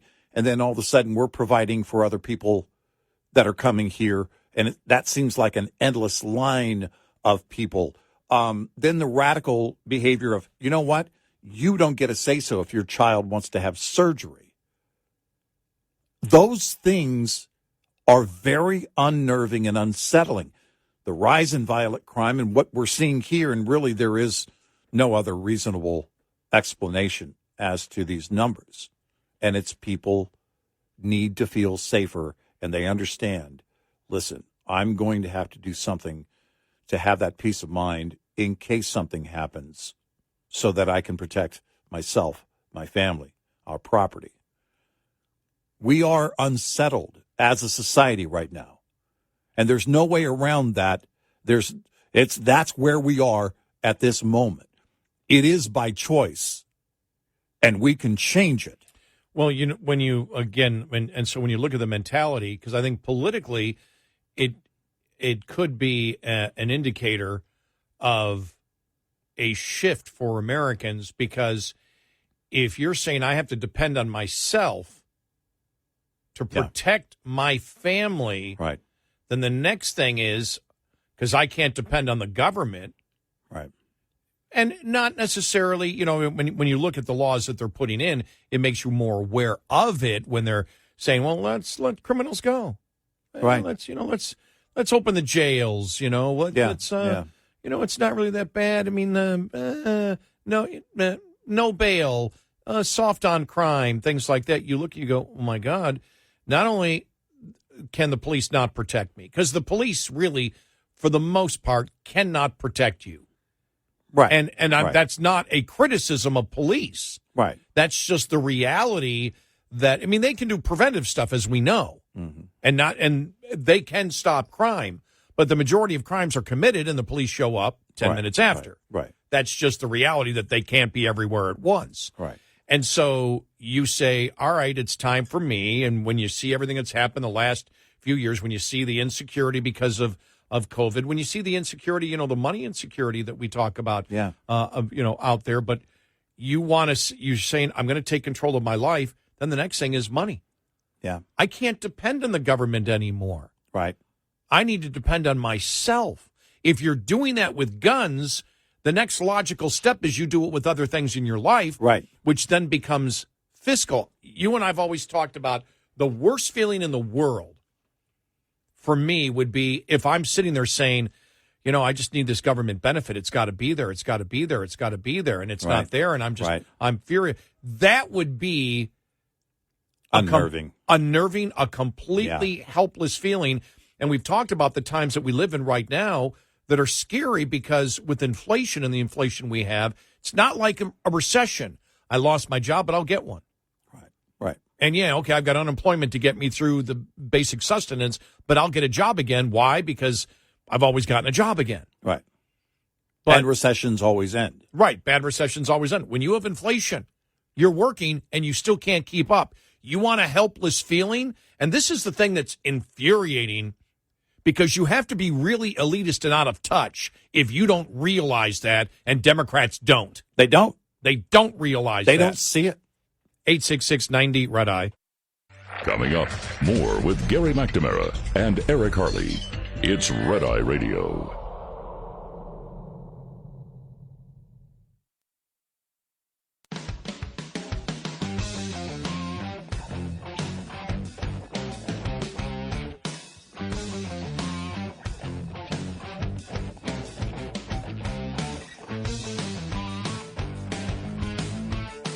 It's Red Eye Radio. He's Eric Harley, and I'm Gary McNamara. Coming up, you thought it was you thought you were dreaming when you heard us say the other day that the head of the Rhode Island Black Lives Matter organization is going to vote for Trump. You ready for this? Huh? Chris Cuomo says he would consider voting for Trump over Biden. And I know what you didn't drink too much last night. Am I drunk right now? No, you're not drunk. Okay. You're not high. We'll have the article coming up. Wow. Interesting. Plus more. We spent a ton of time this week on EVs. More coming up, too.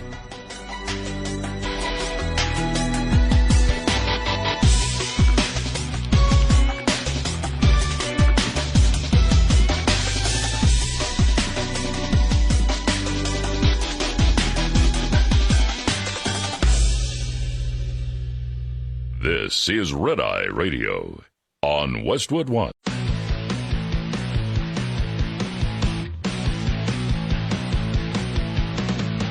Now, it's Red Eye Radio. Gary McNamara and Eric Harley talk about everything from politics to social issues and news of the day. Whether you're up late or you're just starting your day, welcome to the show. From the Uniden America Studios, this is Red Eye Radio. All across the USA and around the world, we are Red Eye Radio. Good morning. I'm Gary McNamara. He's Eric Harley. Hi. It's December 1st, which means what? What? I'm cutting my lawn today. I'm going to be cutting my lawn for at least a few more weeks. We had one freeze for like 10 minutes. It got below 32. I don't know, a few weeks ago. And then a frost the other day. But my lawn is still green. My back lawn is completely green. Yeah, mine isn't. Mine's dormant now, or 90% dormant. So the only thing really growing is crabgrass, so I'm gonna cut it today and then cut edge if it dries out because we had rain yesterday. Mm-hmm. Either today or tomorrow, I'm going to cut the lawn and then put on the crabgrass killer because the one thing that happens once your lawn goes dormant, and I have the southern Bermuda, with that once that goes dormant, weeds start growing like crazy, and then when the southern Bermuda grows in the spring, it chokes out all the weeds because it's so incredibly thick. Yeah. And so that's my plan. That's my plan. Those are the plans that I have. All right. Another exciting weekend. If you wonder, what the heck does a single national radio talk show host do on the first weekend of December? If you want to know what kind of wild and crazy life I live, and that's the goal this weekend. All right. And I got a new vacuum, too, so I'm going to vacuum all the carpeting. Okay. It's pretty good now, but get everything. I want everything done. Mm-hmm. And it will be. Everything will be done by tomorrow, outside and inside. All right. And so I can just enjoy the rest of December and do nothing. All right. So. All right. That's it. Well, good. That's about it. All right, you ready for this? No. Okay, I'm ready. I'm not making this up. This to show you how bad the Democratic Party and Joe Biden is right now. And you're saying, oh, that's over-the-top rhetoric. Listen to what I have to say here. Okay. News Nation's Chris Cuomo.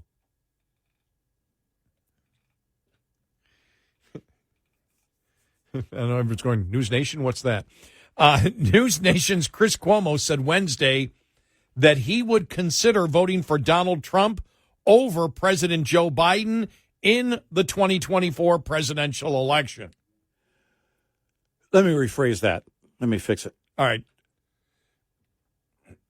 Chris Cuomo of News Nation is so desperate for viewers that he actually said that he would consider voting for Donald Trump. There. Don't you think there's some opinion bias in that statement of yours? Nope. There's not any. None. And the specific part I was looking for, I mean, you may be factually correct, desperate for more of an audience. Is that the reason he said it? It might be. Actually, yeah. it might be. I was as asking the primary reason, yeah. The former CNN host, during an appearance on a podcast, said he is always open to voting for Trump over Biden. Always open? Always? No, he wasn't always open. No, he wasn't always is a big word, Chris. Unless he said that like he was doing it in the future tense. Said he is always open to voting for Trump. Maybe he's trying to say he will remain open.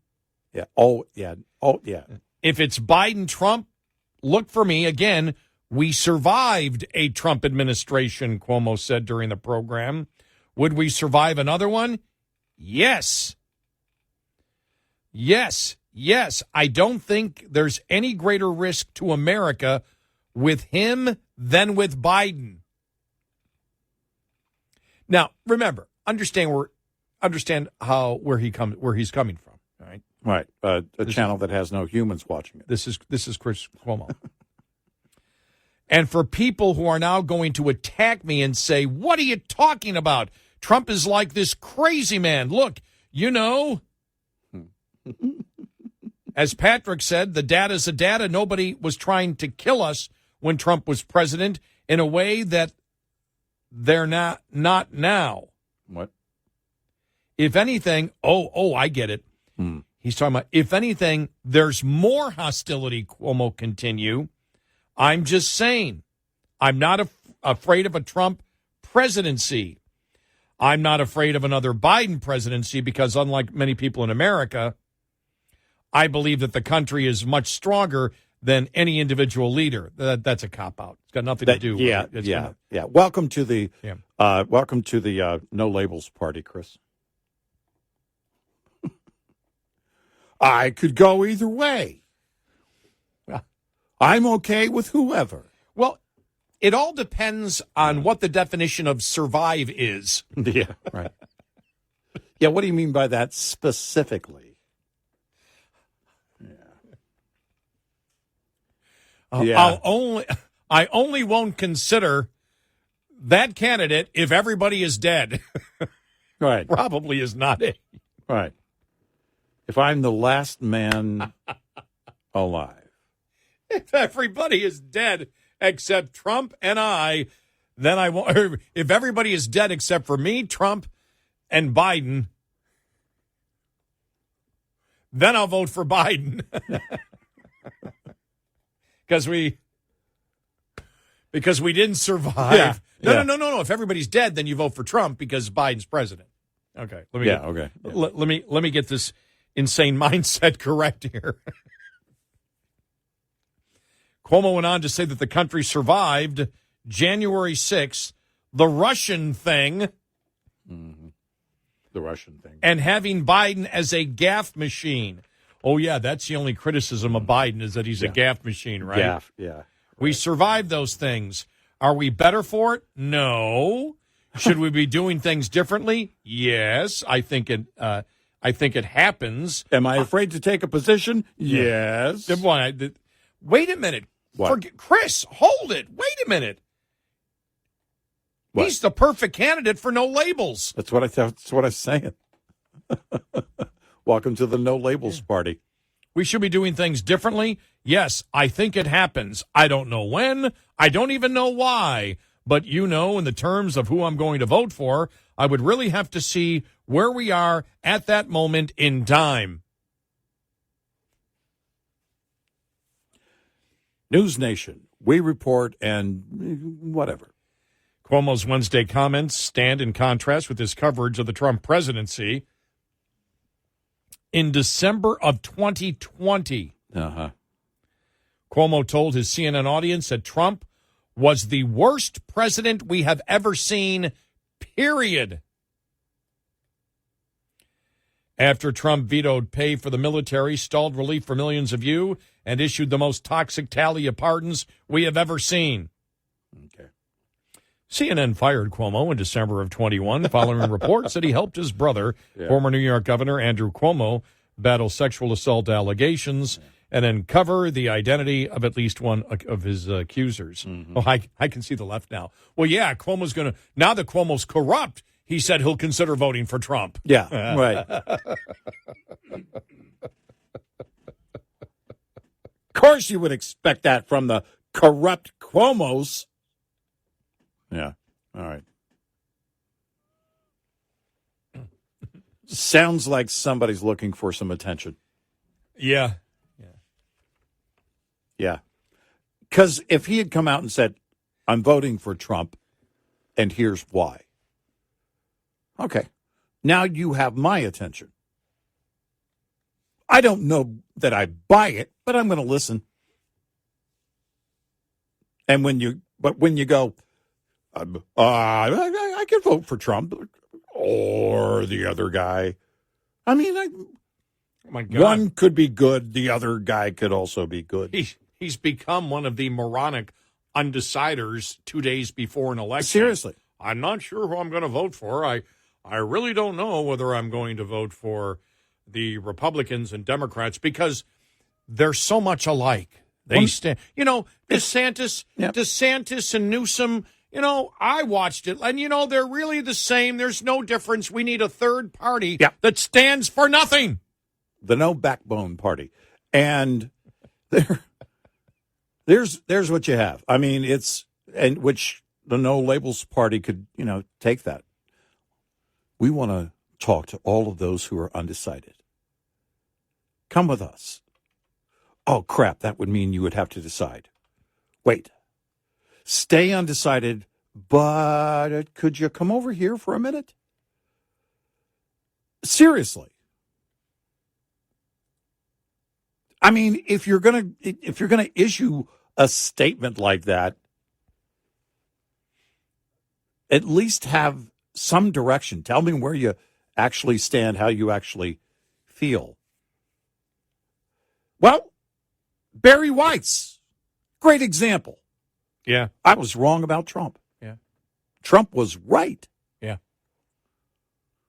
Now you've got my attention because it tells me, and because you and I have talked about it with anybody running for office or anybody issuing an opinion when there is a switch, a move in any direction or the other, that really gets my attention. That's fascinating, especially when it's that kind of big move. And then you ask, because our question is always, okay, where's the change of heart? I want to hear where you had the change of heart. And you don't hear that from Chris Cuomo. Yeah, well, the fact is, it shows how clueless. Well, I don't know what it shows about him, but obviously, I really don't. I can't. No, you're right. Because look, it's all about you vote for somebody based on the issues. Mm-hmm. Yeah, right. Trump isn't going to change where he stands between now and next year. No. Biden isn't going to change. Biden isn't going to reverse what he has done on the issues. And he's being disingenuous when he says the only thing he mentions was Biden's gaffes as the only problem. Yeah, right. Which it isn't. It's the policies that he's involved with. Right. And nowhere does he really talk policy. Because then the question would be, wait, Chris, are you saying that the biggest reason, because it's the only thing he stated, that you might not support Biden is because of his gaffes? Yeah, which is ridiculous. Yeah. No. It all comes down to the issues. Yep, it does. So where do you stand on the issues? Yeah. And if he wants to say, like Barry Weiss did, Trump was right, and here's where he was right. And since I know where Chris Cuomo stands on the issues, right, he's lying. He's not going to vote for Trump. No, he's not. No, he is. Oh, No Labels News. Yeah, exactly. No, there's news here from No Labels. Here we go. I thought you were changing the network he was on to No Labels News. That's funny. News Nation. News Nation. We're now we've Labels. changed our name to No Labels News. That's right. No, No Labels is pulling the plug on its Dallas convention next spring. Oh, really? And will instead conduct its selection process virtually, Axios has learned. Now, this is Axios, so right after that, they have what do they do after that first sentence? Here's why it matters. Yes, here's why it matters. The group hasn't made a final decision on whether or not to launch a third-party challenge. What do you mean? They haven't decided where they stand on the issues yet, which Democrat critics argue could throw the election to former President Trump. Canceling its Dallas convention will give No Labels more flexibility and more time to make that determination. It will allow more candidates to potentially emerge and challenge the status quo. What are they saying? No Labels has always been to get on the ballot and select a unity ticket that can win outright the Electoral College, the group said in a statement. We have no intention of doing anything but that, and every step we make with that is the goal in mind.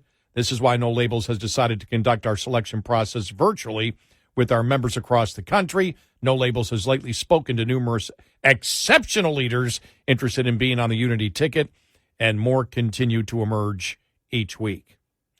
Your party means nothing unless you tell me where you stand on all of the issues. Right. And they view it as a badge of honor that an option is a political party that won't tell you where they stand on the issues. Yeah. That's a winner.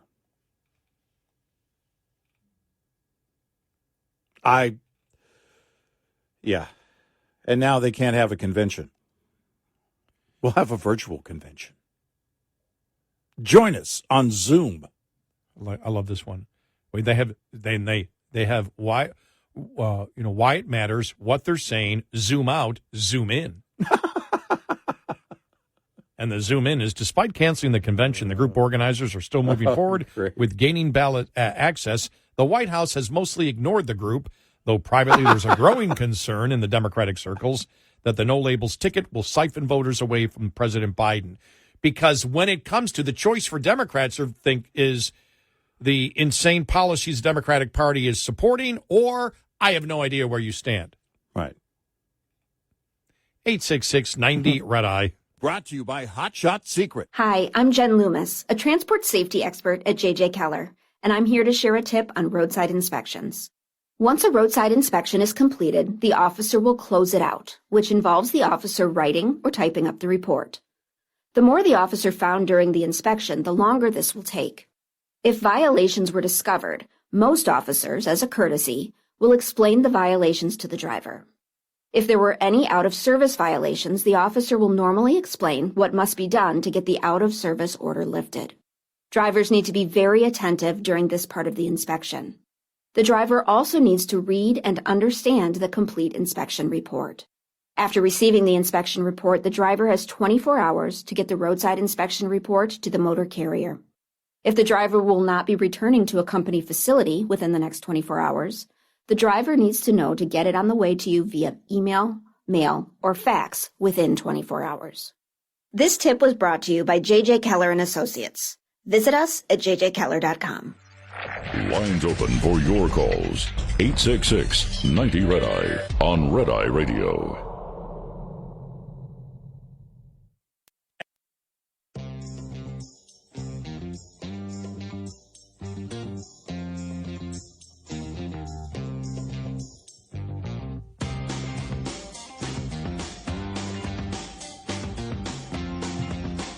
It's Red Eye Radio. He's our Carly, and I'm Gary McNamara. I just love this here. It goes, I'm reading the new No Labels website here to see if they're taking a position on any issues yet. Yeah. Speaking truth to partisanship. All right. This is this part. Okay. Since 2009, when the Tea Party arrived, No Labels has been focused exclusively on reversing that vicious cycle. We aren't a third party, but we are creating a powerful force capable of countering the influence of the extremes of both sides. That's a lie. Yeah. What they're talking about is creating a third party. Right. That will have a set of candidates running for president of the United States and vice president. So they can't even get through, even in their very, very generic, broad brushing of, we're not too far left. We're not too far. We're the porridge in the middle. That's just the right temperature for you to eat. Is it porridge? No, we're not telling you what it is. It's just stuff in the middle, but we're not going to tell you. But that's a lie right there. Of course you're a third party. That's their only goal. Right. And they sit there and say, we're still going to hold our convention. We're still doing this. Well, the candidates are Biden and Trump. And they say, we'll only do this if there's radical candidates on both sides. They're admitting, because nobody is stating that Biden isn't going to run, that Biden's a radical and Trump's a radical. Mm-hmm. So we want to run a third party. We're not a third party. Yeah, you are. You are. It's amazing. We're not anything. But I'm telling you, people want to be BS'd. They really do. Yeah. My dad was right on that. Please lie to me. Can you lie to me in a different way? We're going to lie to you in a nice way and claim that we're not far left or far right. Mm-hmm. We're still going to lie, but...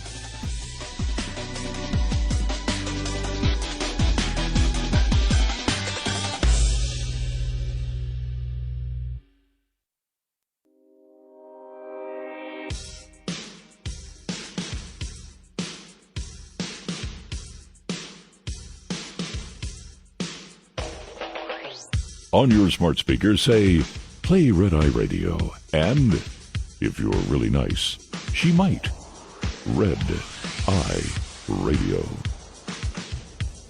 It's Red Eye Radio. He's Eric Carly, and I'm Gary McNamara. The other thing I want to say about the No Labels Party, since we got into discussing it, because they have canceled their Dallas convention, and they are going to hold a virtual convention. They don't know who they're going to allow to vote for whatever candidate they decide to choose, however they decide to choose it. Wow, this is like the Wall Street thing. What was it? Occupy Wall Street. No, it really Remember is. that? I was going to say that earlier. We don't have a spokesperson. Yeah, but you're doing the interview. Or am I? I don't know if I'm doing the interview. What can you say about the organization? I really can't say anything for the organization. Everything that they promote falls apart. Like I say, when they say we're not a third party, stop lying. Just because you claim you're moderate doesn't mean that we can't find the lies in what you're trying to tell the American people. Right. The other thing is when they say, that if there's two radicals in there, and they already view Trump as a radical, far right, far left. Trump is not far right.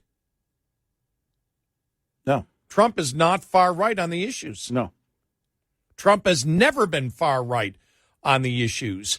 So the No Labels Party has come about. No Labels Party didn't come about because of Joe Biden.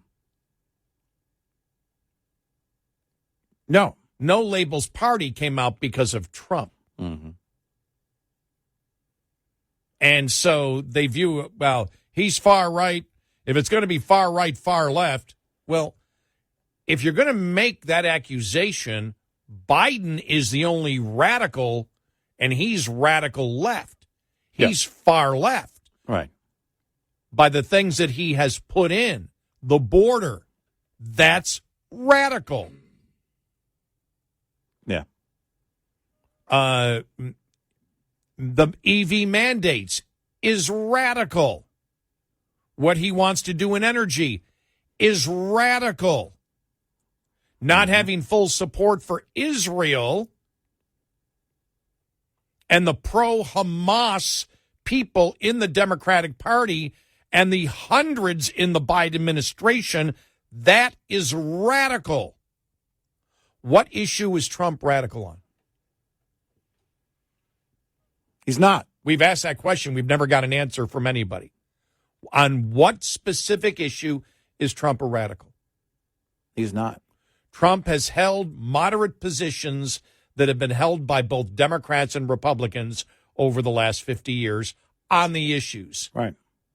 He's used as a radical because of his personality.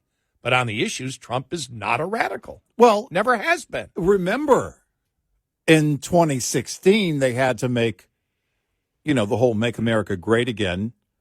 That had to be, that's radical. He's a bigot. How dare you put America first? How dare you talk about American exceptionalism?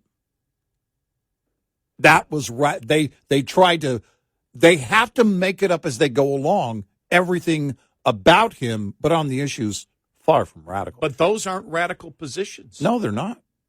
That's my whole point. Caring about Americans first is not a radical position. Right. That's how far they had to go. Right. Which, by the way, Wall Street Journal, day after the election in 2016, went into Harlem and asked, just randomly, why do you think he won and she didn't? And the one common thread in the answers, he was talking about issues here at home. The liberals. These are liberals. Yes, liberals in right. Harlem, right. New York.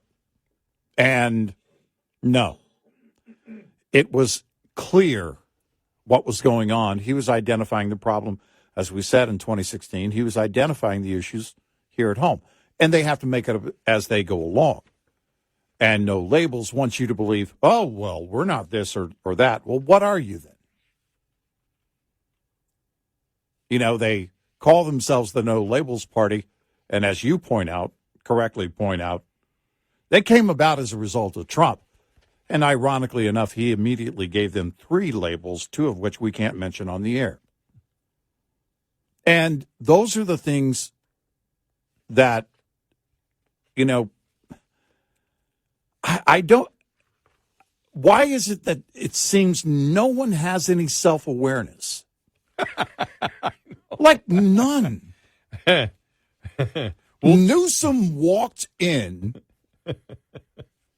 fully unprepared, you could tell. Yes. He was now, I don't know how a far-left liberal and governor of California could be prepared, but it's as if he didn't even expect those items to be brought up. I mean, he was clueless. And there's zero self-awareness right now in far too many people. I mean, wow. It's just mind-boggling. Makes you wonder how anything gets done. We ask the question. Because everybody's saying, well, we know who's really in charge at the White House. Actually, nobody. It's like that electric football game with magnets. They're just going in all different directions. Nobody's in charge.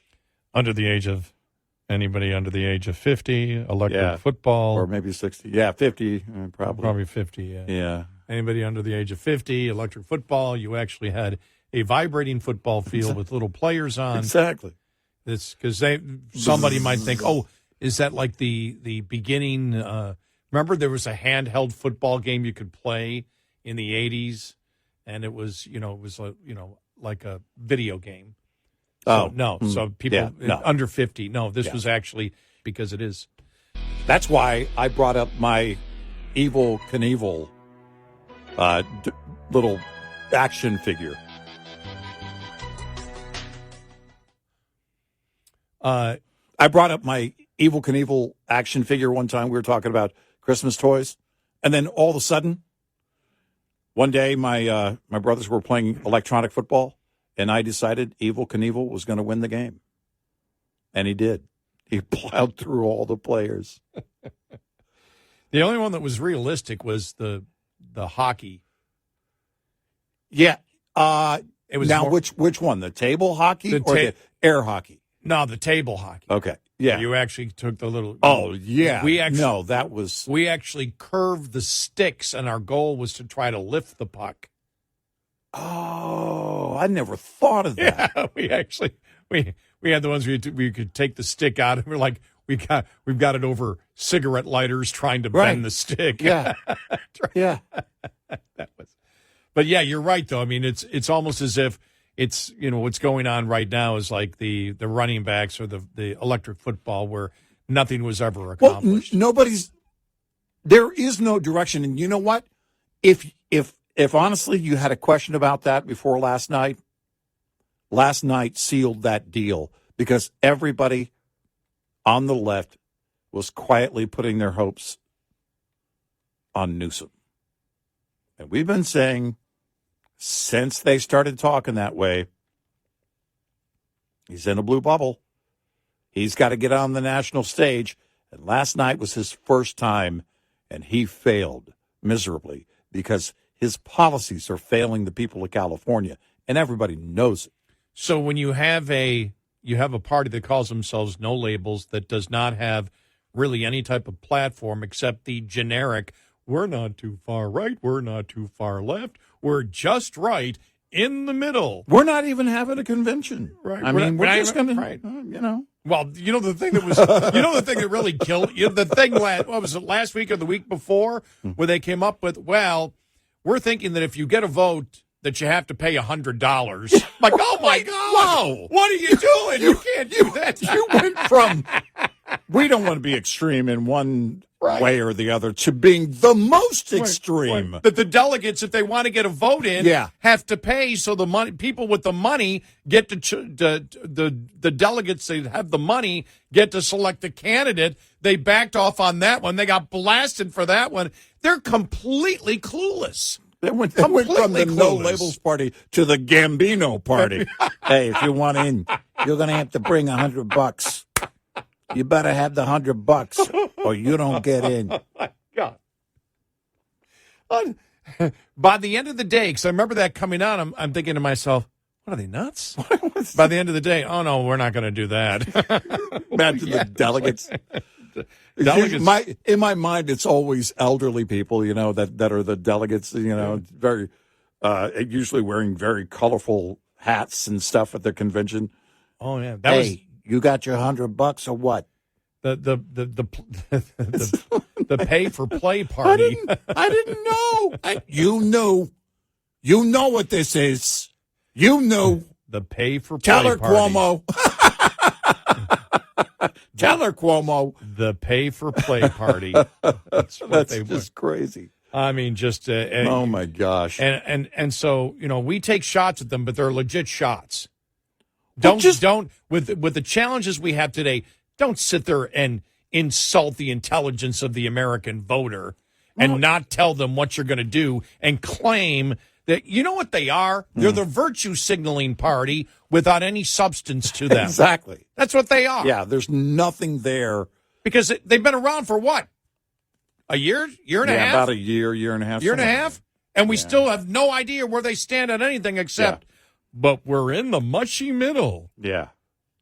Well, what's the mushy middle when it comes to the substance of the issues? Right. Is a no labels party going to say, well, you know something? We believe that half the men should be able to play against women in sports, but not 100%. Where's the compromise there? Yeah. We're willing to consider. That's what they sound like. Listen, we're open to considering the possibility of, it just drives me crazy. I mean, seriously. But that's where we are as a country. I'm going to virtue signal. I'm of a higher morality than you because I'm not them, and I'm not them over there on the left. I'm not them over there on the right. I'm right in the middle, but I'm not going to tell you where I stand. I'm just going to use that statement. It's basically a meme party. Yeah. This is a meme. We're the meme party. We're not left. We're not right. We're in the middle, and we'll do common sense solutions, and our goal is to get the job done. How? Well, we're not prepared to tell you yet. All right, you've been in existence for 6 months. We figured that when you started as a party, you would have a goal there. Now it's 6 months later, do you have a goal? No. A year later, do you have a goal? Can you tell us what your actual goals are and what you would do? No. It's a year and a half now. Can you tell us what you would actually do? Enough of the rhetoric. What would you do? Well, we don't want to get involved in that because then people might be turned off by our party if we tell them actually where we stand. Remember they said that? Yeah. We don't want to take a position because we don't want to turn people away. I'm convinced now the reason they canceled their convention in Dallas is because they couldn't decide what to put on the dinner menu, chicken or fish. It is. They're like, you know what? It is Texas barbecue. It would have to be barbecue. Oh, we can't have. Okay, pork or beef. See, we got to make a decision. Okay, we'll just call the whole thing off. But how can you get anybody interested in the northeastern liberal states if you have the convention in Dallas? Right. You got to find a no-label city. Right. Which is the internet. Right. Except. Oh, that's a great point. Yeah. Because they couldn't pick anywhere else. We couldn't pick a city. Dallas was wrong. Well, what's right? Well, we don't know. Well, through the internet. It's no city, but it's every city. That's the no labels party. 866-90 Red Eye. Get in touch with Red Eye Radio, toll free at 866-90 Red Eye.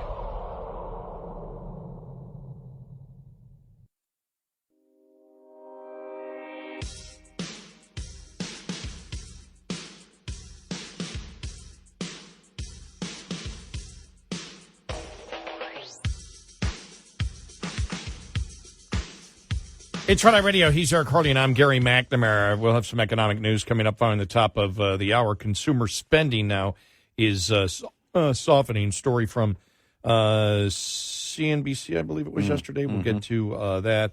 Also, pending home sales dropped to a record low. In 2001 is when the National Association of Realtors began tracking pending home sales, the lowest since then. Yeah. So, and that includes 2008 and 2009. And the miss on the forecast for that number was pretty big, too. So, that's the median forecast by analysts. And, that points to what a lot of more and more analysts are saying, and that is, look, it looks more like a recession in 24. I love this headline, too. We'll get to this. Because we've talked a lot about EVs this week. Why no one wants to pay for the green transition? Because it costs more? Because you can't pay for it. Why don't you want to pay more? Right. Because it costs more and I'm not getting anything better?